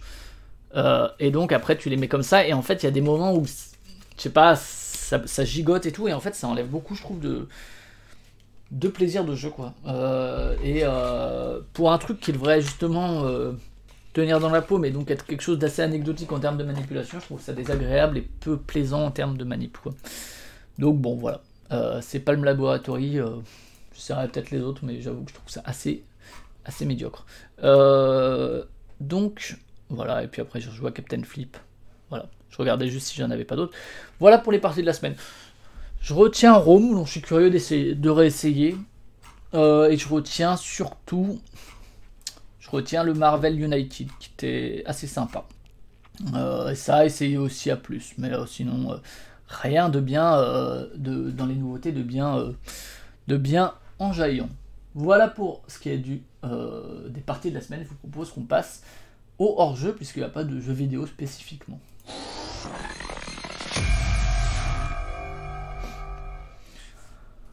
Alors le hors-jeu, un film d'abord, c'est pas si fréquent. On a regardé Adieu les cons de Dupontel, dont je suis pas du tout un grand connaisseur de Dupontel, notamment du côté de la réal, avec Virginie Efira et Dupontel notamment, et où c'est voilà, Virginie Efira incarne quelqu'un dont on annonce qu'elle a que quelques mois et qui a été obligée d'accoucher sous X et d'abandonner son enfant. Du coup, bah voilà, qui se dit bah c'est les derniers trucs et j'aimerais bien au moins le voir. Et Dupontel, lui, joue un mec qui, justement, se fait plus ou moins chasser de son poste parce qu'il faut bien renouveler les équipes. Et du coup, ils vont essayer de collaborer, il va y avoir un peu une espèce de cavale. C'est un mélange, alors, je sais que c'est un film qui est en hommage à Terry Jones, donc qui est un des mecs des Monty Python, c'était en 2020, donc ça devait être au moment de son décès, où il y a Terry Gilliam qui est là, et où il y a plein de gens qui parlent des Monty Python, et de Brésil notamment, et je vous avoue, alors ça fait longtemps que j'ai pas vu Brésil, au moins depuis 10 ans je pense, c'est un film que j'aime beaucoup, et si je peux comprendre le côté un peu science-fiction, vaguement SF absurde, et comédie, ça me parle pas du tout autant que Brésil, et j'ai pas du tout le sentiment de regarder Brésil ou quoi, enfin la comparaison ne me serait pas venue à l'idée quoi. Euh, mais donc, ouais, il y a ce côté un peu comédie, quand même dramatique, puisque c'est des personnages un peu dans le mal-être et voilà, qui ont sur eux des choses assez lourdes. Il y a plein de scènes touchantes, etc., notamment la fin. Et il y a quand même ce côté assez comédie noire et humour, un peu, et notamment aidé par une réalisation assez, là aussi, qui se rapproche un peu du fantasque et de l'absurde. Il y a la scène comme ça où il y a les ascenseurs et tout, qui justement se rapproche un peu de côté plus, qui en fait empêche d'ancrer le film dans un réel contemporain, et qui l'éloigne un peu de notre monde, justement, ce qui est plutôt cool. Ça parle aussi évidemment de violences policières, etc. Alors je sais que ça a été reproché notamment le fait de les deux personnages là, s'accaparer entre guillemets un sujet aussi grave que ça, euh, pour le détourner au profit de personnages qui n'en sont pas vraiment les premières victimes. Même si évidemment c'est toujours rigolo, certains moments où ils se moquent des flics, c'est toujours savoureux. J'ai trouvé ça pas mal, pas mémorable, mais bon mélange des genres, parfois ça pousse un peu trop d'un côté ou de l'autre, parfois c'est un peu longuet, mais c'était pas nul, voilà. Donc voilà, et la fin était plutôt cool, même si là aussi il y a des gens qui trouveront que ça pousse un peu vers le pathos. Voilà pour ce qui est du cinéma. Parlons maintenant de livres, c'est pas souvent, hein. Et pourquoi je peux vous parler de livres? Parce que c'est des livres jeunesse. Donc, c'est des trucs que j'ai pu lire à peu près en 10 minutes. 3-6 ans, voilà, moi c'est ça que les livres qu'il me faut.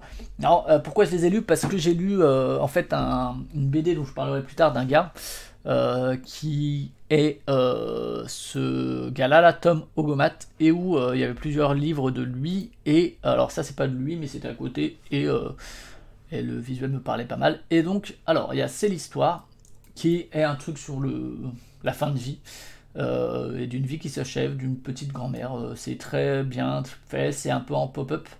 Euh, Pas vraiment du pop-up quand tu ouvres, ça fait ça, etc., mais plus des trucs que tu ouvres des fenêtres, pour justement parler un peu de, de dernier rituel, entre guillemets, de cette personne avant de s'éteindre. C'était assez bien. Voilà, je pense que c'est pas mal pour aborder le sujet avec les gamins. Marche ou rêve, donc là où effectivement il y a Tom Ogoma, je sais pas comment on le dit, qui accompagne Sika Blondoumé, voilà, désolé pour la prononciation, qui est épuisé, qui est donc un livre en accordéon où en gros on peut déplier entièrement le livre qui a un recto et verso. C'est assez cool en termes de mise en scène. C'est très très chouette la manière dont une page se continue sur l'autre, etc. Et en termes de manipulation, c'est assez rigolo. Et l'idée, c'est un cinéaste d'animation aussi que je connais pas. Il vit à Paris, donc c'est un Français. Et, euh, et donc c'est vraiment l'histoire d'un gamin qui va à la recherche des rêves de sa mère, et qui rencontre effectivement, il y a un aller et un retour, et on rencontre ce personnage-là qui est une espèce de sorcière. Si la première, il y a un côté assez onirique, hein, évidemment, mais c'est assez cool en termes de mise en scène. Et le retour, justement, il y a cette fameuse course-poursuite où vraiment on repasse par plein de trucs qu'on a rencontrés à l'allée qui fonctionnent très bien. Bon, c'est épuisé, voilà. Moi, je l'ai consulté à la médiathèque. Et enfin, le dernier, Sans détour, c'est Sandrine. Je sais pas comment elle s'appelle. Qui est cette personne? Stéphanie de Maspotier, et illustré encore une fois par Tom Ogoma. Et où là ça parle justement de sans-abri et d'une dame qui est avec son bébé, de comment est-ce que ça peut mettre mal à l'aise la petite fille, ou le petit enfant, c'est une petite fille. C'est une petite fille qui se dit mais pourquoi cette personne elle est là toute seule et voilà, alors que moi bah, j'ai tout ça en fait. et, euh, et bon bah voilà, c'est un sujet, j'imagine qu'on peut là aussi aborder à partir de 5 ans, ouais, qui touche quand même un sujet un peu important. Euh, à la hauteur du public visé en termes d'âge, et j'aime beaucoup les visuels de Tom Ogoma, donc ouais, assez touchant, pas grand chose, et la personne n'ose pas regarder, notamment l'enfant n'ose pas regarder cette personne et tout, et essaye d'aller au-delà de ça. Donc c'était sympa. Voilà pour les livres jeunesse. Maintenant, des BD. Alors, La fille dans l'écran de Lou Luby et Manon Devaux, qui est en fait une collaboration entre deux personnes qui ne vivent pas au même endroit et qui chacune ont illustré une partie de la vie, puisqu'il y a une personne qui vit dans le Périgord, je crois, Périgueux, je sais plus, et l'autre qui est plus une expat qui s'est retrouvée au Canada. Et évidemment, bon, vous le voyez, hein, ça va parler d'amour lesbien aussi, et de travail à plusieurs mains, et avec des styles assez différents, et de relations de couple, etc. C'est plutôt cool, j'aime bien les visuels, j'aime bien la manière dont ça se marie, les personnages sont plutôt bien écrits, c'était plutôt chouette. J'ai lu aussi autre chose de Lou Luby que j'ai pas du tout aimé pour le coup. C'était... je sais plus. Qu'est-ce que j'ai lu d'elle récemment Je sais plus, un truc qui m'est passé complètement au-dessus pour le coup. Alors que justement, ça m'avait rendu curieux. C'est pas inoubliable, hein, il y a plein de tropes assez connus, mais c'est assez sensible et assez direct. Souvenir de l'Empire de l'Atome. Alors j'avais lu déjà de Alexandre Cléris et Smolderen il y a pas longtemps autre chose. Et notamment de Cléris, j'avais lu Feuille volante, je crois. Et voilà, c'est ça. Et de lui, j'avais lu, voilà, Une année sans Cthulhu que j'avais trouvé assez quelconque, et l'été diabolique qui était pas mal. Et là, donc, on est donc du côté du pas mal de l'Empire de l'Atome, il y a un peu de science-fiction, mais il y a aussi du réel qui se mélange un peu à d'éventuels troubles psychologiques, et où on sait pas exactement comment se placer, etc., etc., et avec un côté un peu thriller placé dans la guerre froide. Voilà, bon, c'est avec pas mal de ellipses et de aller-retour dans le temps. J'aime toujours pas mal, moi, les illustrations de Cléris, hein. Je trouve que c'est vraiment... Enfin, j'aime beaucoup son trait en général. Je trouve que les récits de Smolderen sont un peu en dessous des visuels, mais voilà. Si vous avez l'occasion, je vous conseille quand même. Ensuite, Manuel Effior, qui est, j'imagine, un auteur italien, qui parle ici, donc 5000 km par seconde, c'est que en une seconde, ils arrivent à communiquer à 5000 km, et donc c'est une histoire d'amour et de séparation, etc., et de comment les gens évoluent dans leur vie, et comment ils se retrouvent ou pas, et de justement une adolescence, et après la suite de la vie avec des départs entre Piero, Lucia, des enfants qui sont eus avec d'autres personnes, mais comment est-ce que ils se séparent, comment ils se rappellent de cette personne, qu'est-ce qui les bloque, aussi des questions aussi sur la relation professionnelle, etc. C'était pas mal. Là aussi, les personnages sont bien, le texte est bien, ça cerne assez bien tous ces sujets. Et donc Celestia, puisque c'est celui-là que j'avais lu avant, où là, on est plus dans un peu de la science-fiction, mais assez particulière, je sais pas, c'est pas de la science-fiction. Alors, déjà, je trouve qu'au niveau visuel, il gère toujours de ouf. Enfin, il est très très impressionnant ce qu'il fait. Mais là, on est dans une espèce de truc où il y a des pouvoirs télépathiques, et où c'est toujours là aussi entre le réel, la fiction, les rêves, et puis avec beaucoup de trucs géométriques et tout assez marqués, des visuels vraiment assez époustouflants par moments. Moins du côté des personnages que vraiment de certains plans plus... je sais pas où c'est bruit, mais je sais pas si vous l'entendez.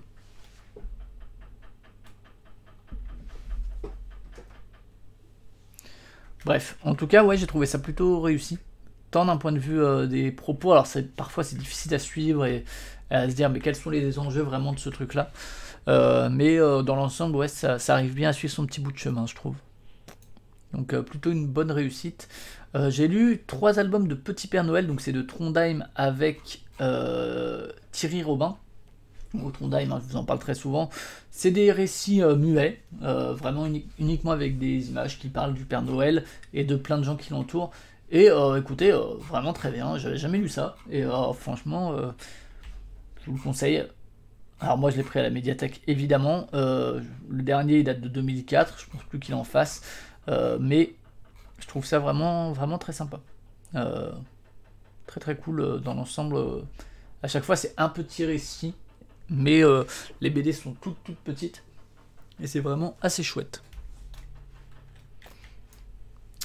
RG pour les renseignements généraux, donc c'est en 2 tomes. Alors je pense qu'il était prévu qu'il y en ait plus, donc c'est pourquoi? Parce que comme Trondheim, Peters, je vous en parle très souvent. Là c'est lui qui est aux illustrations sur un scénario de Pierre Dragon, qui donc est un gars qui, je crois, si j'en crois le prologue ou la préface disons du premier tome, c'est quelqu'un qui a travaillé là-dedans et qui essaye de retranscrire certains trucs là-dedans avec son personnage. Et alors, c'est pas les œuvres les plus marquantes de Peters, je trouve. Je trouve que, ouais, bon, il est toujours très fort, mais c'est pas les visuels qui m'ont le plus marqué. Mais sinon, on est vraiment entre justement le suivi d'une enquête, le quotidien un petit peu, les planques et compagnie, les relations entre les différents personnages, aussi des histoires du personnage principal en termes comment dire, de relations familiales, etc., de ce que ça peut coûter comme métier. Voilà, c'est rigolo parce que Peters dans le prologue dit je crois c'est Satouf qui les a rapprochés, il me semble.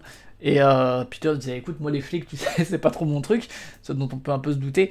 Et finalement, bon, voilà, ça a donné ça, qui n'a pas abouti, je pense, parce qu'à mon avis, clairement, et vu la fin du 2, ça a amené à continuer à suivre un peu ces personnages, ça n'a pas dû avoir le succès escompté. Mais si vous avez l'occasion, empruntez-les. Mutafukas, je vous avais parlé de Mutafukas, de It Came From The Moon, etc., et de un autre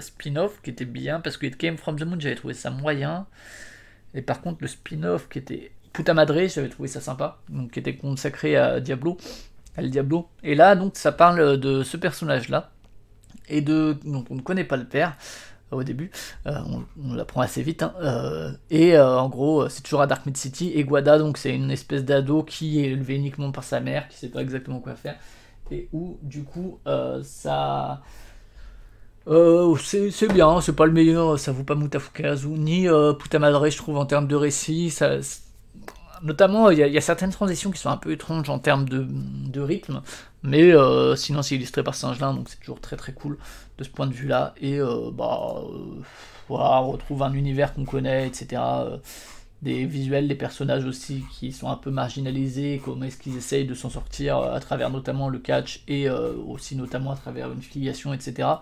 Donc sympa, pas le plus marquant de la collection, mais pas mal. L'inscription de Chantal Montelier, je suis très curieux du reste du travail, parce que elle a fait plein de trucs, mais c'est le premier que je lis, et pour le coup, donc chez Actes Sud, je trouve que c'est un truc qui parle de la relation réelle. Alors là aussi, on est vraiment entre le réel et le côté très très fantasmagorique un peu de son esprit, puisqu'il y a beaucoup autour du sexe, etc., d'images un peu érotisantes et compagnie, et sur en fait l'appartenance au réel de ce personnage-là qui, de toute évidence, ne veut pas y appartenir et qui trouve que mais qu'est-ce que c'est le réel, pourquoi j'aurais envie d'y appartenir vu ce que c'est. Donc ça parle évidemment du mal-être et de la relation au monde qu'on rejette, et sans que ce soit trop déprimant, hein, c'est pas trop le propos du truc, et comment en fait elle va voir un mec l'inscription c'est parce que c'est s'inscrire au réel en fait, et donc ce mec là qui est une espèce de tête d'Hitchcock, vous savez, assez grand, assez dominant, etc., dominateur, qui déjà la mate à poil à travers les scanners, etc., ce côté très très pervers du mec très très patriarche, quoi. Et ouais mais non mais il faut arrêter, il faut me couper cette mèche madame là, ce genre de truc de maintenant rentre dans les cases, arrête, parce que c'est une artiste, c'est une poétesse, non mais faut arrêter, c'est pas ça qu'on fait quand on veut appartenir au réel, faites un travail normal, par exemple allez travailler pour je sais plus comment ça s'appelle, Mediasex ou je sais pas quoi, et où en gros allez donc parler aux gens parce que vous avez une jolie voix, donc allez exciter les gens, à la fin ça part vers un truc gouvernemental qui part un peu en vrille et où on reconnaît des gens. Mais vraiment c'est assez bien maîtrisé en termes de mise en scène, notamment de l'utilisation des cadres qui vont de trucs avec beaucoup de textes qui sont pas forcément les mieux, enfin les plus digestes, avec des trucs beaucoup plus éclatés et tout, et qui représentent bien l'esprit un peu réticent de la personne. Donc j'ai trouvé ça assez chouette, pas dénué de défauts, pas ultra marquant, mais en tout cas ça m'a rendu très curieux du travail de son autrice. J'ai continué aussi Saint-Elme, donc on reparle de Frédéric Peters cette fois avec Serge Lehmann. Très bonne série, hein, Saint-Elme, qui a vraiment pour le coup une identité visuelle ma boule, et aussi plein de thématiques, plein de personnages, c'est vraiment... Il y a un côté très Twin Peaks là-dedans, mais pas américain quoi, il y a vraiment quelque chose quand même de assez de chez nous quoi, le récit continue, j'ai hâte de lire le 5e quand même, je sais pas exactement où ça va aller, mais les personnages et tout continuent de se croiser, il y a quand même quelques mystères et tout qui restent, des personnages assez forts haut en couleur. Tom Ogoma, donc j'en parlais, c'est À travers, et celui-là j'ai vraiment trouvé très très très bien, c'est vraiment je pense ma plus grosse découverte de la semaine. À travers, donc c'est un récit, ça m'a fait un peu penser à Ici, en moins brillant quand même, hein, de McGuire, je crois, Richard McGuire, je sais plus, il me semble que c'est ça, mais en tout cas Ici qui est une merveille. Là c'est un peu moins expérimental, un peu moins brillant en termes de mise en scène, mais il y a quand même un peu de ça, de la manière dont on raconte quelque chose sans mots, avec juste des visuels et avec une illustration par page, et le suivi d'une vie qui... Il arrive quand même vraiment à raconter tout un truc. Et en termes de mise en scène, c'est super parce qu'à chaque fois, ça parle de regard et de perspective. Et j'en dirai pas beaucoup plus, mais c'est très très bien fait. Et notamment par les réponses que se font certains passages. Je trouve ça vraiment très très bien. Pour le coup, j'ai trouvé ça... je vous le conseille. C'est très vite lu, mais ça fait partie des trucs que vous pouvez avoir chez vous. Et que moi, je pense que je prendrai un de ces 4 parce que je trouve ça vraiment très bien. Donc ma découverte de la semaine un peu à travers. Ça c'est aussi Joe Kessler, Lucarne, et ça c'est un truc sorti en 2019, et c'est plusieurs petites histoires en fait qui vont retracer certains trucs, mais pour le coup c'est vraiment une œuvre purement visuelle, difficile de se raccrocher, enfin ça parle de plein de petits trucs un peu anodins qui sont pas vraiment marquants, mais qui en termes de visuel sont... Alors je pense que ça peut complètement repousser, mais il y a un côté assez... je sais pas, dans l'utilisation des couleurs notamment, qui est assez fou, hein, et qui... des gros aplats, des trucs totalement abstraits et tout, et qui sont difficiles de rester en fait insensible face à ça. Alors je pense qu'on peut rester complètement à côté et trouver ça vraiment inintéressant et nul. Moi je sais que ça a réussi un peu à me toucher et à me... Il y a quelque chose de purement sensoriel dans l'utilisation des couleurs qu'il a et dans la manière dont il superpose certains trucs et tout. Au niveau des techniques, c'était assez marquant. Je vous conseille d'essayer en tout cas. Si je dis pas que ça va vous plaire, il y a des grosses chances que vous trouviez ça nul, mais essayez. Celui-là aussi, on est un peu dans un truc un peu expérimental avec Nao, donc qui est de Art Gino, qui est quelqu'un de Thaïlande. Qui est né en 87 et qui là aussi c'est un truc totalement muet, très très minimaliste en termes de récit, et qui va jouer sur plein de trucs, mais surtout c'est trop fort comment visuellement ils arrivent à raconter des choses et à quand même toucher des trucs assez forts, et notamment là c'est vraiment aussi des trucs en termes juste de mouvement par l'image fixe qui est vraiment assez brillant. Vous voyez les pages là, ça ressemble à ça. Et je trouve ça... je sais pas... Moi, en tout cas, il y a quelque chose qui m'a beaucoup touché là-dedans. Je crois qu'il n'a pas été trop accueilli. Mais c'est pas vraiment une narration, une intrigue au sens propre. Mais par contre, en termes de... ce personnage, ce qui se passe, la manière dont les éléments apparaissent, interagissent avec ce personnage, voilà, ça, pour moi, c'est brillant. Enfin, ça ressemble à rien. Enfin, c'est pas que ça ressemble à rien, ça raconte pas grand-chose. Mais je trouve ça assez cool, ouais.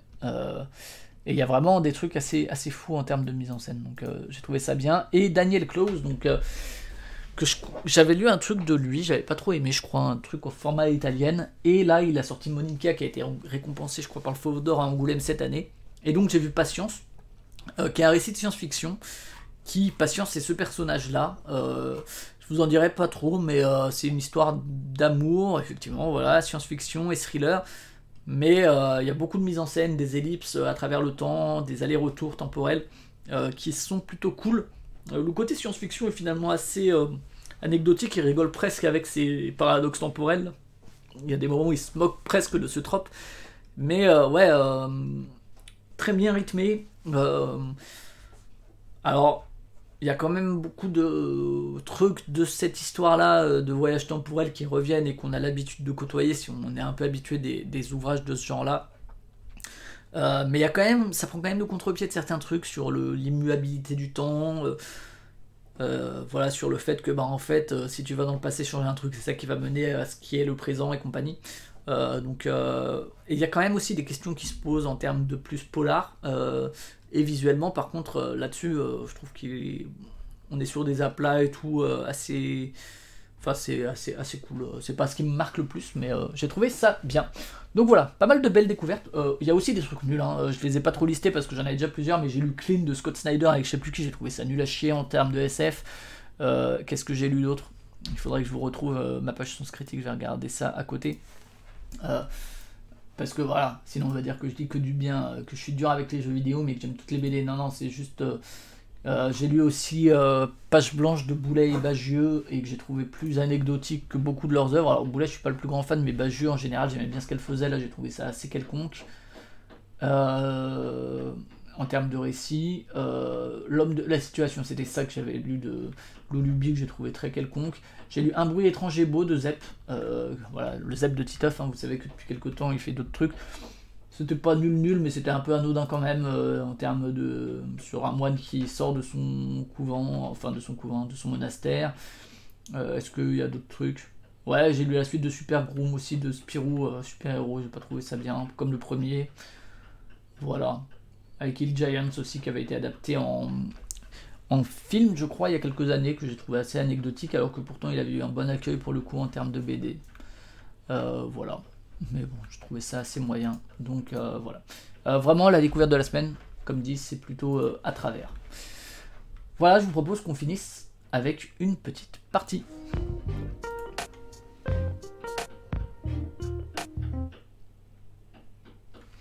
Alors, une petite partie, comme dit, on va jouer à Marvel United, qui est quand même 293e sur BGG, hein, dans le classement. Donc de Andrea Carvezio et Eric Lang, illustré par Edouard Guiton chez Simone, Coolmini Ornot. Et donc, je vous en ai un peu parlé tout à l'heure, donc je ne vais pas réexpliquer tout, mais l'idée c'est... Alors là j'ai pris 3 decks, donc je vais jouer le mode solo dont je parlais plus tôt, qui est donc vraiment... hop. Alors c'est le mode TTS qui est non officiel et dans lequel il y a vraiment absolument tout en anglais, hein, vous voyez. Il y a même un petit script et tout pour mettre en place. Il y a juste le choix du héros, je crois, qui n'est pas scripté. Mais voilà, les lieux ont été scriptés. J'ai pris Red Skull, qui est le personnage conseillé pour commencer. Et donc, disais-je, donc là c'est le résumé des règles. Le mode solo, là c'est le shield. Sinon, je crois que pour X-Men, c'est le mode Xavier, où en gros, on est supposé coordonner les activités des héros. Comme je l'ai dit, il y a plein de gens qui font des modes solo, où en fait, c'est juste comme s'ils jouaient plusieurs personnes, et où chacun a son deck. Mais là, du coup, on a tout ça. On va piocher 5 cartes, alors que si on est à plusieurs, on en pioche 3. Et j'ai le droit de les jouer dans l'ordre que je veux, mais avant tout, c'est Red Skull qui va jouer. Donc, Red Skull, crâne rouge. Alors c'est rigolo parce qu'ils disent dans la version française qu'ils n'ont pas le droit d'utiliser les mots français. Donc par exemple, c'est pas Veuve Noire, c'est Black Widow. C'est pas la guêpe, c'est The Wasp. Mais en même temps, on a tellement l'habitude en fait que j'avoue que moi ça m'a pas choqué. Et donc, lui, son effet de BAM qui va se déclencher, c'est ça déclenchera un dommage pour chaque personne dans la zone de Red Skull, qui est ici. Alors, normalement c'est des petites figurines, hein. Là c'est des standees quand même du plus bel effet je trouve, hein, dans l'ensemble, hein, je trouve ça cool. Et on augmente ça de 2. Si ça arrive à 20, j'ai perdu. Si à un moment j'ai plus de cartes en main, j'ai perdu parce que c'est un chaos. Si à un moment je dois piocher, j'ai plus de cartes en main, j'ai perdu, je crois aussi. Si également pour gagner, il faut que je finisse ces 3 trucs là, enfin au moins 2 trucs et que je tue Red Skull qui a pour le moment 8 points de vie. Si également ça c'est vide, j'ai perdu. Voilà. Et donc Red Skull va jouer un coup, puis moi 3 coups, puis Red Skull un coup, etc. etc. Sachant que normalement on joue chacun notre tour, chacun son personnage, là je peux jouer les cartes que je veux. Voilà l'idée. Là s'il y a un amas, un attroupement, c'est-à-dire que je dois poser des trucs et que je peux pas, j'augmente la fear track de 1 pour chaque jeton que j'ai pas pu ajouter. Donc ça m'amène plus, c'est encore une menace. Et on a, pour réussir les menaces, on a lui à battre qui a 4 points de vie. Je crois qu'il y en a un autre qui est pareil, qui est là, qui est Madame Hydra qui a 5 points de vie. Lui c'est l'agent Hydra. Et là il y a des petits effets, etc. Donc on commence comme ça. Et par exemple on va le mettre là. Alors comme dit, là c'est comme s'il y avait le playmat. Il n'existe pas dans la version de base du jeu. Donc d'abord il se déplace de 4. 1, 2, 3, 4. Ensuite, une fois que lui a joué, qu'il s'est déplacé, on déclenche l'effet s'il y a ce petit symbole sur l'effet. Là, c'est le cas. Les héros dans ce lieu et dans les lieux adjacents prennent chacun et chacune un jeton crise. Les jetons crise, c'est ces petits trucs-là qui vont avoir certains effets. Donc là, les 3 sont adjacents, donc ça fait 3 jetons crise qu'on va mettre en petit symbole nucléaire. Allons-y.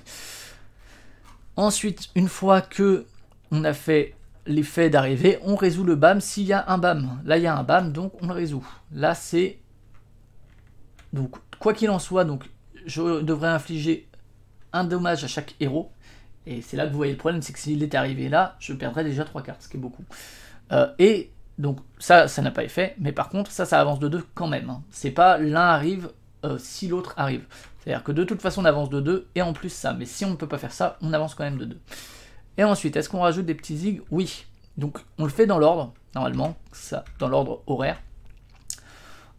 Parce que s'il y a des effets de résolution, ça reste assez rare, mais ça peut arriver s'il y a tel ou tel effet de résolution dans tel ou tel ordre.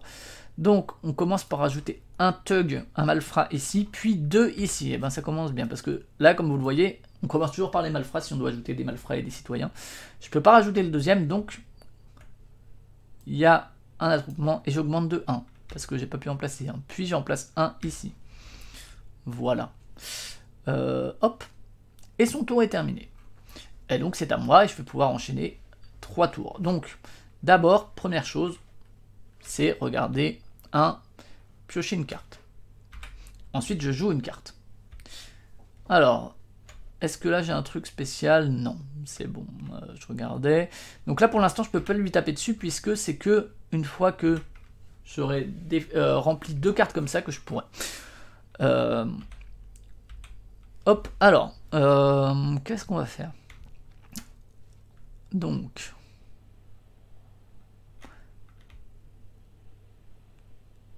pourquoi pas ça?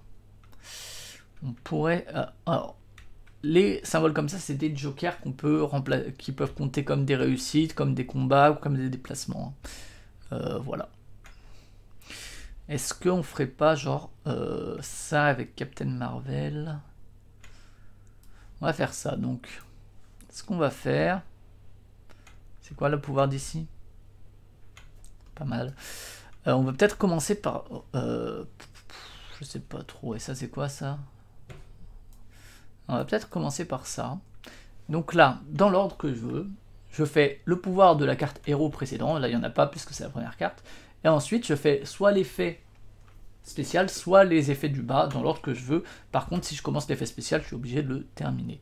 Donc l'effet spécial, c'est 2 coups dans un truc adjacent. Donc hop, on va virer 2 malfrats sur cet endroit, ce qui permet de retirer un peu de menace. On va retirer un à notre endroit. J'ai fini mon tour. Voilà, hein, tac tac tac. Je peux faire l'effet du bâtiment, mais que si ça s'est retiré. Donc je passe à mon deuxième tour, je pioche, là c'est Black Widow, et donc là la carte que je vais placer va activer ce symbole plus sa carte. Attention, pas l'effet spécial de Captain Marvel, et je peux jouer ce que je veux. Du coup, je pourrais rejouer Captain Marvel. Alors, chaque personnage a un peu ses spécificités. On va faire ça. Alors, je suis pas obligé de me déplacer dans le sens horaire, hein. C'est un truc, moi j'avais tendance à le faire par habitude, mais je peux très bien me déplacer en arrière. J'ai bien envie de faire ça, plus de faire une réussite. Alors, donc, on en était où? J'ai pioché, oui, sûrement. Et j'ai activé Wasp. Et j'avais tapé ou pas? Je pense pas. Parce que du coup, maintenant, donc je me suis déplacé, j'ai posé ça, maintenant je peux activer ça, donc on va taper. Donc j'ai pas le droit de taper crâne rouge, donc on va taper celui-là. Allons-y. Et ensuite, dernière action. Du tour. Donc je pourrais réutiliser Wasp pour me déplacer. Ouais, ça c'est pas mal. Ou bien je pourrais faire un Black Widow. Qui me permettrait... Ouais, on va peut-être faire ça. On va faire ça. Donc, dans l'ordre que je veux,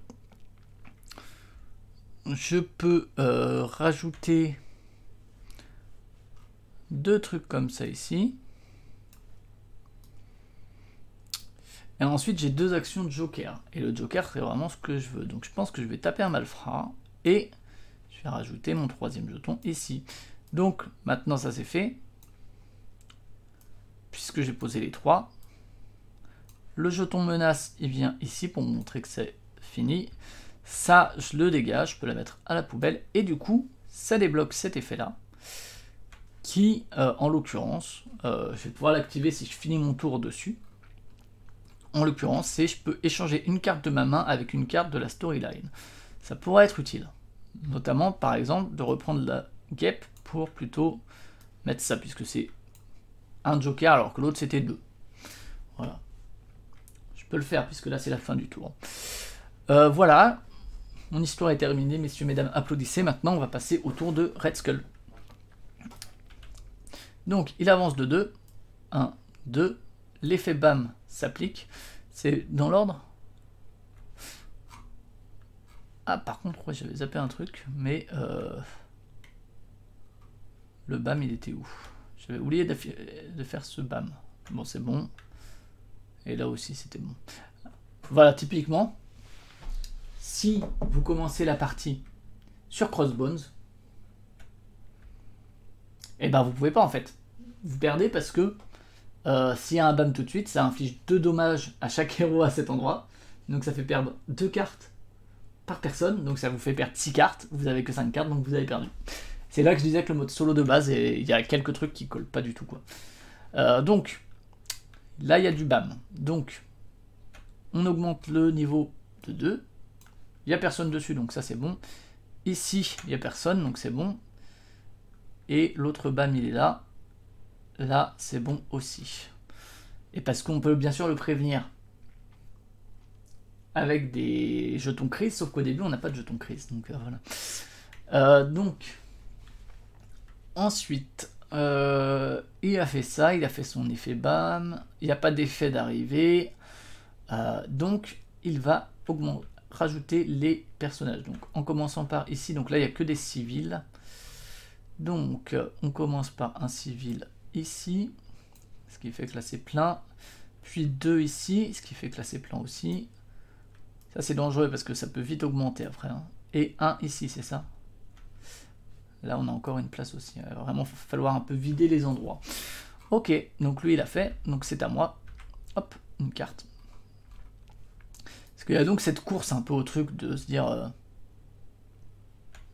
j'ai envie de progresser vite pour le taper, mais en même temps il faut quand même que j'éteigne les feux quelque part. Donc les feux qui s'allument un peu partout là, plus ça, etc. etc. etc.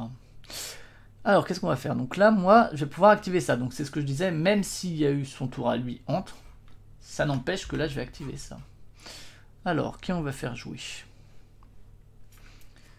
Je pourrais taper 2 coups là. Il a 6 points de vie quand même, c'est beaucoup. Ça serait pour sauver les civils.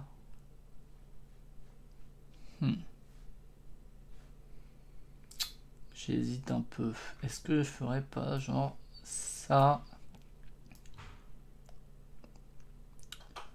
Ah, alors dans l'ordre, d'abord on va faire ça. Donc on va poser 2 jetons ici, donc ça va le vider.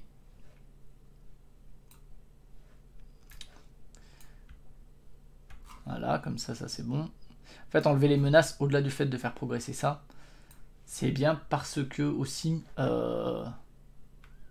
ça permet de libérer les trucs comme ça, quoi. Et de pas se prendre les effets lors d'arriver. Donc là, à la fin du tour, je pourrais déplacer 2 civils ou miliciens malfrats de 7 emplacements à n'importe où. Bon, bah, on va pas le faire. Hein. Parce que là, je pourrais très bien ne pas les activer. Je suis pas obligé de faire tous les effets. Hein. On va se déplacer de 1 et on va taper. Alors, je sais pas si je tape un malfrat ou plutôt. Peut-être un malfrat quand même. Hein. Ouais.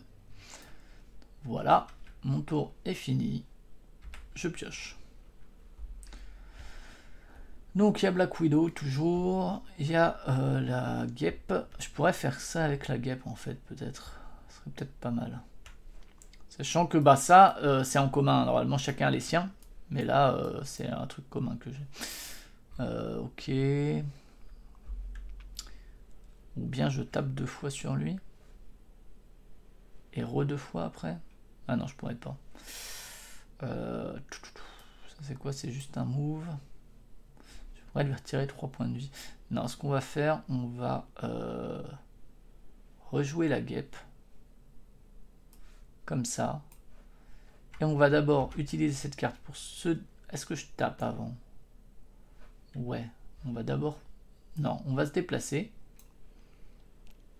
Puis on va taper sur lui. Et après j'ai 2 trucs joker. Alors je pourrais sauver 2 civils. Je peux séparer les trucs. Hein. Je peux faire l'un et l'autre avec l'autre.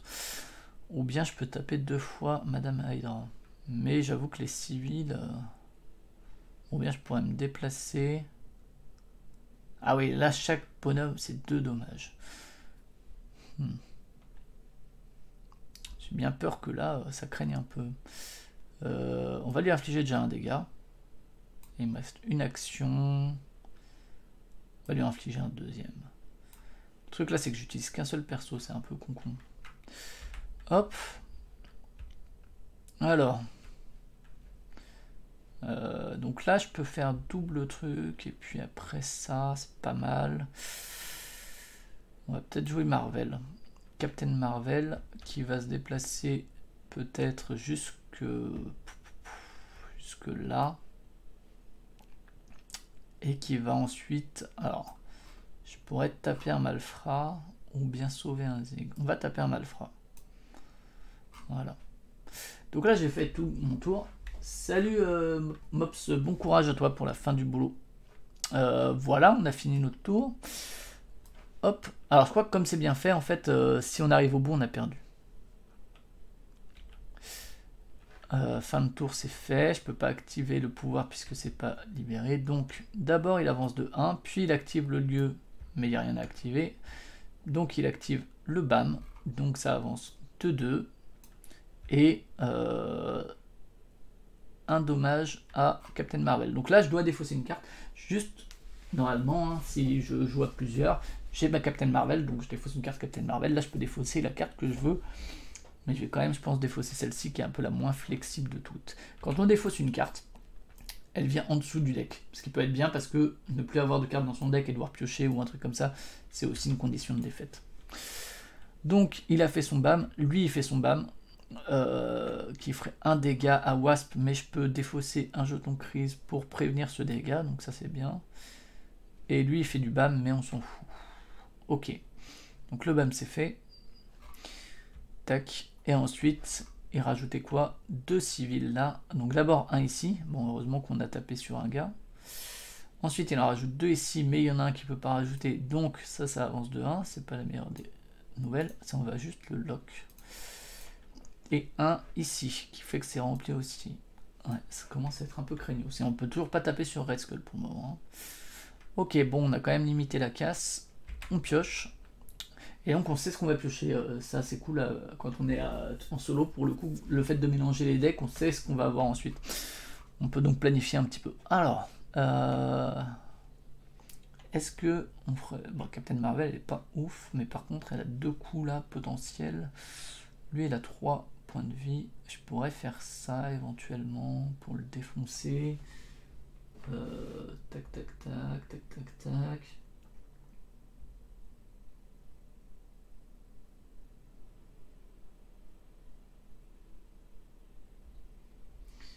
Alors, lui il a 4 points de vie, sinon je pourrais... J'ai pas beaucoup de pouvoirs spéciaux. Hein. Je pourrais faire quoi? Je pourrais faire ça pour valider le truc. C'est quoi ce pouvoir ici? Je peux me déplacer où je veux, ça c'est pas mal. Je sais pas si c'est très utile, parce que c'est à la fin du tour, et pour l'instant ce que je piocherai c'est une Black Widow. Non, on va jouer Wasp. Et on va infliger 3 dégâts pour le buter. Voilà. 3 dégâts. Donc 1, 2 et 3. Ce qui fait que Madame Hydra est dead. Que le jeton menace est retiré. Et maintenant...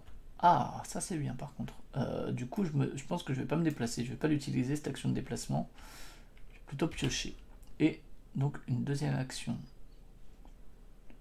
Donc, qu'est-ce qu'on va faire? Je pourrais avec Wasp faire un déplacement. Ah oui, parce que du coup c'était la fin du tour, donc je peux le rescue. Ok, ensuite...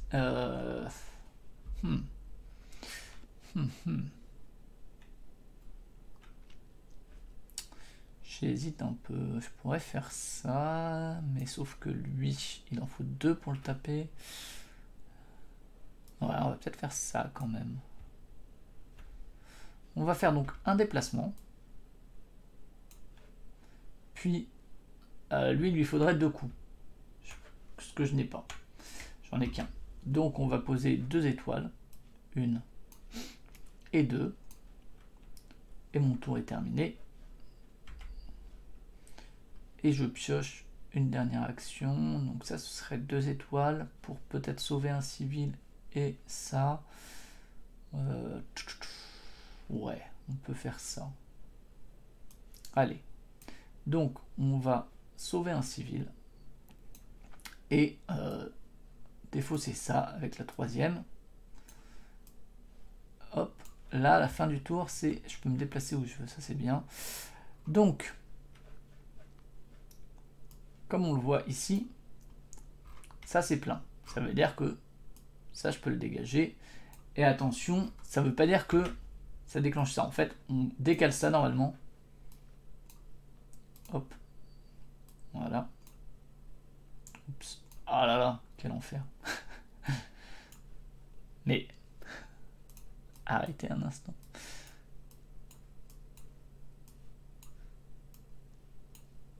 Et ça débloque en fait le premier truc. Alors, pour le moment on va le lock, ok? Parce que sinon c'est l'enfer. Tac, tac. Ça il m'en restait un je crois à défaire. Hop. Hop. Hop. Hop. Donc, et celui-là normalement pareil. Donc on va faire comme ça pour éviter de faire des malheurs. On va le bloquer. Donc maintenant, le vilain, le méchant, Red Skull, il agit après seulement... Ah, je peux pas le mettre comme ça d'un coup. Après seulement 2 cartes. Et en fait, pourquoi je l'ai pas fait plus tôt? Alors peut-être que j'aurais pas pu de toute façon, mais parce que si j'avais réussi avec elle à remplir un truc, et bien il aurait tout de suite agi. Là, ça m'a permis de gagner un tour. Et donc là, c'est à lui d'agir. Et maintenant, il agira qu'à partir de toutes les deux fois. Alors bon, il se déplace pas, ça m'arrange pas. Ouf. Ça craint. Au moins il va pas rajouter des trucs ici ou là, mais bon. Déjà on déclenche le BAM. Donc ce BAM là ne se déclenche pas. Le seul BAM qui se déclenche c'est celui-là. Mais on avance ça de 2. Non, pas jusqu'à 20 quand même. Et un dommage à chaque héros. Donc là il faut que je défausse 2 cartes. On va défausser celle-ci. Et je sais pas trop, celle-ci peut-être, ça me paraît le mieux puisque... Ok, il va falloir que je tape sur Red Skull à un moment. Donc le BAM s'est déclenché et pour chaque... Ah ouais. Donc j'ai 2 jetons crise, donc j'avance en plus le Fear Token de 2. Et B, ça craint. C'est quoi ça? C'est ligne sur la rébellion de Hydra. Ok. Ça craint un peu, surtout que maintenant, comme dit, il va se déclencher tous les 2 coups. Hein. Bon. Eh bien, dis donc, on n'est pas bien là. Donc, on va piocher une carte. Et... je pourrais libérer des zig. Je pourrais aussi faire ça.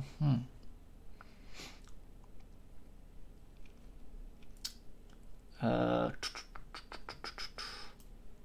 bien envie de faire ça. Non. Si, ça c'est Black Widow. Donc elle est où? Elle est là. Elle va se déplacer et infliger un dégât. Donc, par exemple, au Tug. Et après, elle va sauver 2 zig. Voilà. Grâce à ça. Puisque les étoiles, ça permet à la fois de compléter les missions et de libérer les zigotos. Ok. Ok, ok. Ça, c'est pas mal. Ce qui fait que du coup, tout ça, on peut les ranger. Ça, on peut l'unlock et la balancer. Ça, on va les prendre et les mettre là pour le moment. Ça, on va l'unlock. On va la mettre là. Maintenant, on va la lock.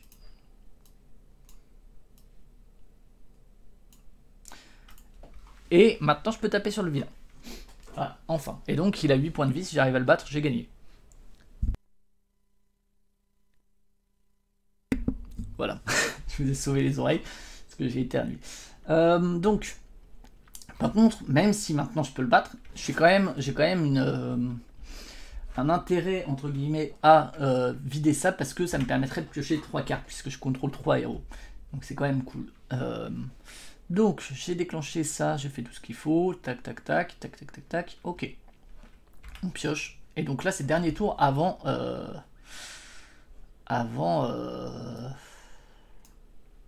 Il va jouer après, quoi. Ça craint un peu. Donc, Captain Marvel. Là, il n'y a pas de truc... ou quoi, ok. Non. J'aurais pu l'utiliser avant, mais je pensais qu'il se déplacerait. Donc, on va la déplacer de 1. Et ce qu'on va faire, c'est que on va donc... après, ce que je peux faire, en vrai, je peux taper avant. Donc, taper Red Skull, un coup, hop. Me déplacer. Non.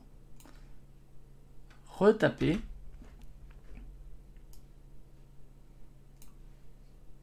Me déplacer. Lui, il se déplace toujours, ouais, dans le sens des aiguilles d'une montre. Donc comme ça, je peux la déplacer vers là. Et c'est comme ça en plus je vais pouvoir rescue. Et ensuite, appliquer ce pouvoir qui est le Photon Blast, qui me permet de lui retirer 2 points de vie. C'est bien ça. 1 et 2. Cool. Et comme j'ai fini mon tour ici, je peux rescue un civil. Ok, bon, c'était un bon tour. Maintenant, par contre, on va moins rigoler parce que là, j'ai plus que 2 cartes. Et comme dit, la règle, c'est que s'il y a un quelconque chaos, on a perdu. Ce qui fait que parfois, c'est un peu punitif. Hein. Il bouge pas. Ouf. Ah bah voilà, bah là, j'ai... Ah non, c'est un dommage. Et bah j'ai perdu. Pourquoi? Parce que il faudrait que je défausse donc un citoyen à chacun des lieux où il y a des héros. Donc 3. Défausser, c'est pas les mettre là, hein, c'est vraiment les retirer du jeu. Là et là. Puis infliger des dégâts à chacun de ces héros. Et avance d'autant. Donc ça avancerait de 3 déjà. Et je devrais infliger 3 dégâts. J'ai que 2 cartes. Et la règle du chaos, c'est Heroes Taking Damage. Quand on prend des dommages du fait du BAM Effect, on doit défausser une carte et la placer en bas de notre deck. Si un héros défausse sa dernière carte, il est immédiatement KO. Voilà. Et donc ça déclenche le BAM, etc., etc. Et ça peut faire un effet en chaîne. Comme dit, il y a quand même un effet négatif. Mais là, le fait est que bah, je suis tout seul et je dois faire 3, donc je suis KO. Et la règle de base du solo, c'est si tu es KO, t'as perdu. Alors je sais que dans les dernières règles, ils n'hésitent pas à te faire plusieurs KO, quoi. Tu fais ce que tu veux, mais c'est là que je pense que c'est une des raisons pour lesquelles les gens qui jouent solo conseillent plutôt de jouer en prenant le deck de chacun des persos. Voilà, parce que là, bah là je pouvais pas y faire grand chose malheureusement. Après, si, quand on connaît le deck, etc., ça aide, hein, mais donc j'ai perdu face à Crâne Rouge. Bravo à toi, Red Skull, tu as gagné. Donc voilà, ça c'est vraiment le jeu de base qui, comme dit sur Tabletop, vous avez tout scripté. C'est vraiment assez simple en termes de système, vous l'avez vu, hein, il y a vraiment en termes de stratégie, il y a où on va se placer, quel effet on va vouloir déclencher, etc. Et surtout, comment on va enchaîner les trucs, surtout en solo où justement on est assez flexible de ce point de vue-là. J'ai pas encore essayé le mode solo, mais entre guillemets en coop, comme si on était plusieurs. Et après, bon, on avait quand même réussi à lui taper la moitié de la vie, malgré tout. Donc là c'est comme ça, mais vous voyez que ben il y a des challenges, etc. Je cherche juste. Est-ce que non, ça c'est des trucs comme ça. Ça c'est si on veut se rajouter de la difficulté encore. Voilà. En retirant certains trucs.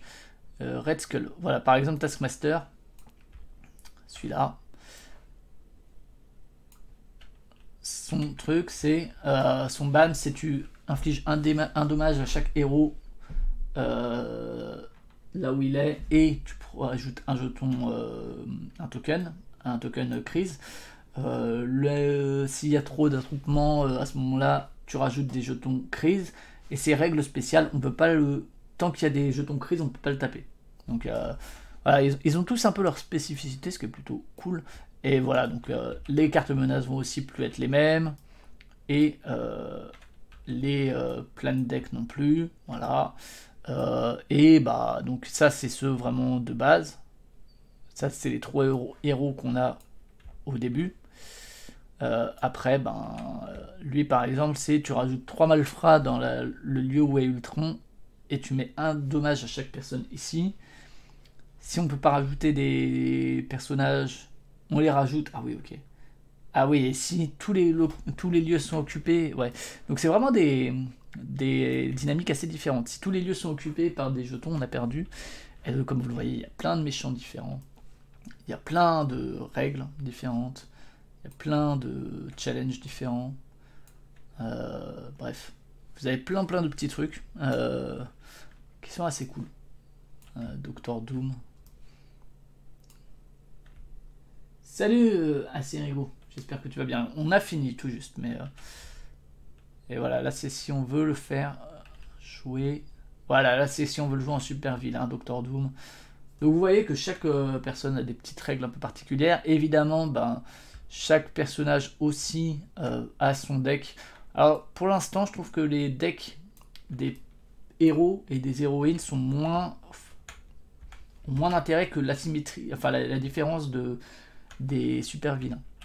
Mais bon, j'ai pas joué énormément non plus, mais j'ai l'impression quand même qu'il y a ça, voilà, il y a des trucs qui disent tu prends pas de dommages jusqu'à ton prochain tour. Quand même l'impression que la plupart ça reste des effets assez basiques puisqu'il y a que 12 cartes entre guillemets. Ouais, lui aussi.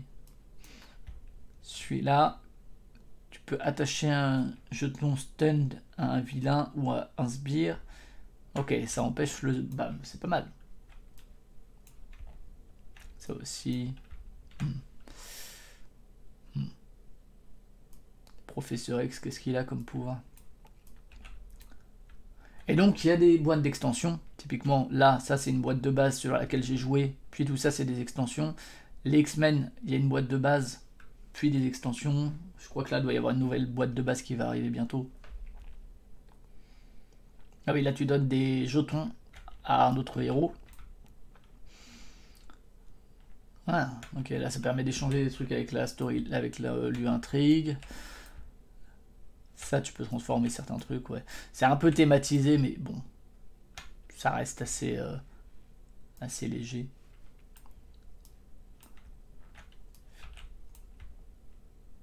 Ok.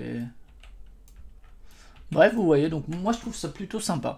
C'est pas inoubliable, mais je trouve que la thématisation. Pourtant, je suis pas un grand fan de Marvel, hein, je vais pas vous mentir, mais la thématisation marche plutôt bien. Le système de jeu est plutôt efficace, je trouve. Euh, le mode tabletop est vraiment super. Les figues sont vraiment cool et tout en termes de visuel aussi. Putain, ils se sont fait chier, hein, ils ont mis quand même de la haute résolution, j'ai l'impression, hein. Et puis bon, après, voilà, Machine Afrique évidemment, comme c'est les frères Simone, mais ouais, écoutez, moi je trouve que assez accessible quand même dans sa base, pour jouer avec des enfants et tout qui accrocheraient au thème. Moi, le côté chibi, je le trouve plutôt sympa. Je comprends qu'il y a des gens qui accrochent pas du tout et qui se trouvent ça hideux. Moi, je trouve franchement ça passe. J'aime bien. J'aime bien les visuels chibi en général, même si parfois il y a un côté un peu abusé. Il y a aussi Into the Spider-Verse et tout. Mais ouais, donc moi je trouve ça, franchement, c'était une bonne surprise. J'ai pas, c'est pas le meilleur coop qui soit ou quoi, mais je trouvais que les gens faisaient beaucoup des caisses. Alors il y a des défauts, hein, comme dit, notamment dans le mode solo, mais cependant, ouais, je prends quand même du plaisir à y jouer, donc je vous conseille de l'essayer. Comme dit, essayez sur le mode TTS si jamais, plutôt.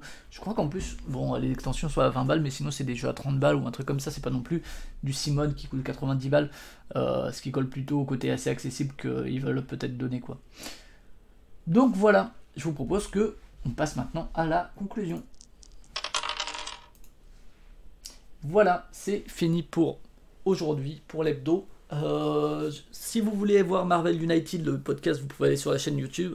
C'est une défaite. Voilà, je vous spoil, une défaite face à Crâne Rouge, mais vous pouvez aller voir pour avoir un avis un peu illustré.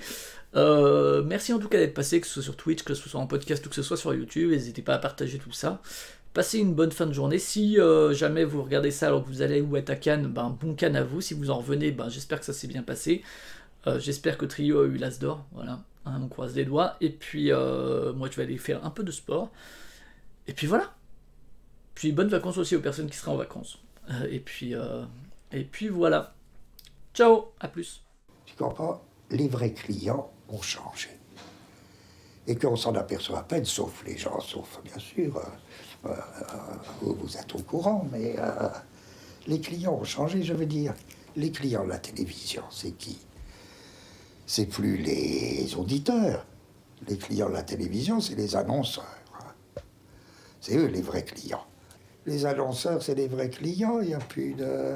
Et alors, je disais dans l'édition, ben, il y a un risque, c'est que les vrais clients des éditeurs, ce ne soient pas les lecteurs potentiels, ce soient les distributeurs. Quand les distributeurs seront vraiment les clients des éditeurs, qu'est-ce qui se passera? Ce qui intéresse les distributeurs, c'est la rotation rapide. La rotation rapide, ça veut dire les trucs des grands marchés, à rotation rapide, régime du best-seller, etc. C'est-à-dire que toute littérature, si j'ose dire à la Beckett, toute littérature créatrice sera écrasée par nature.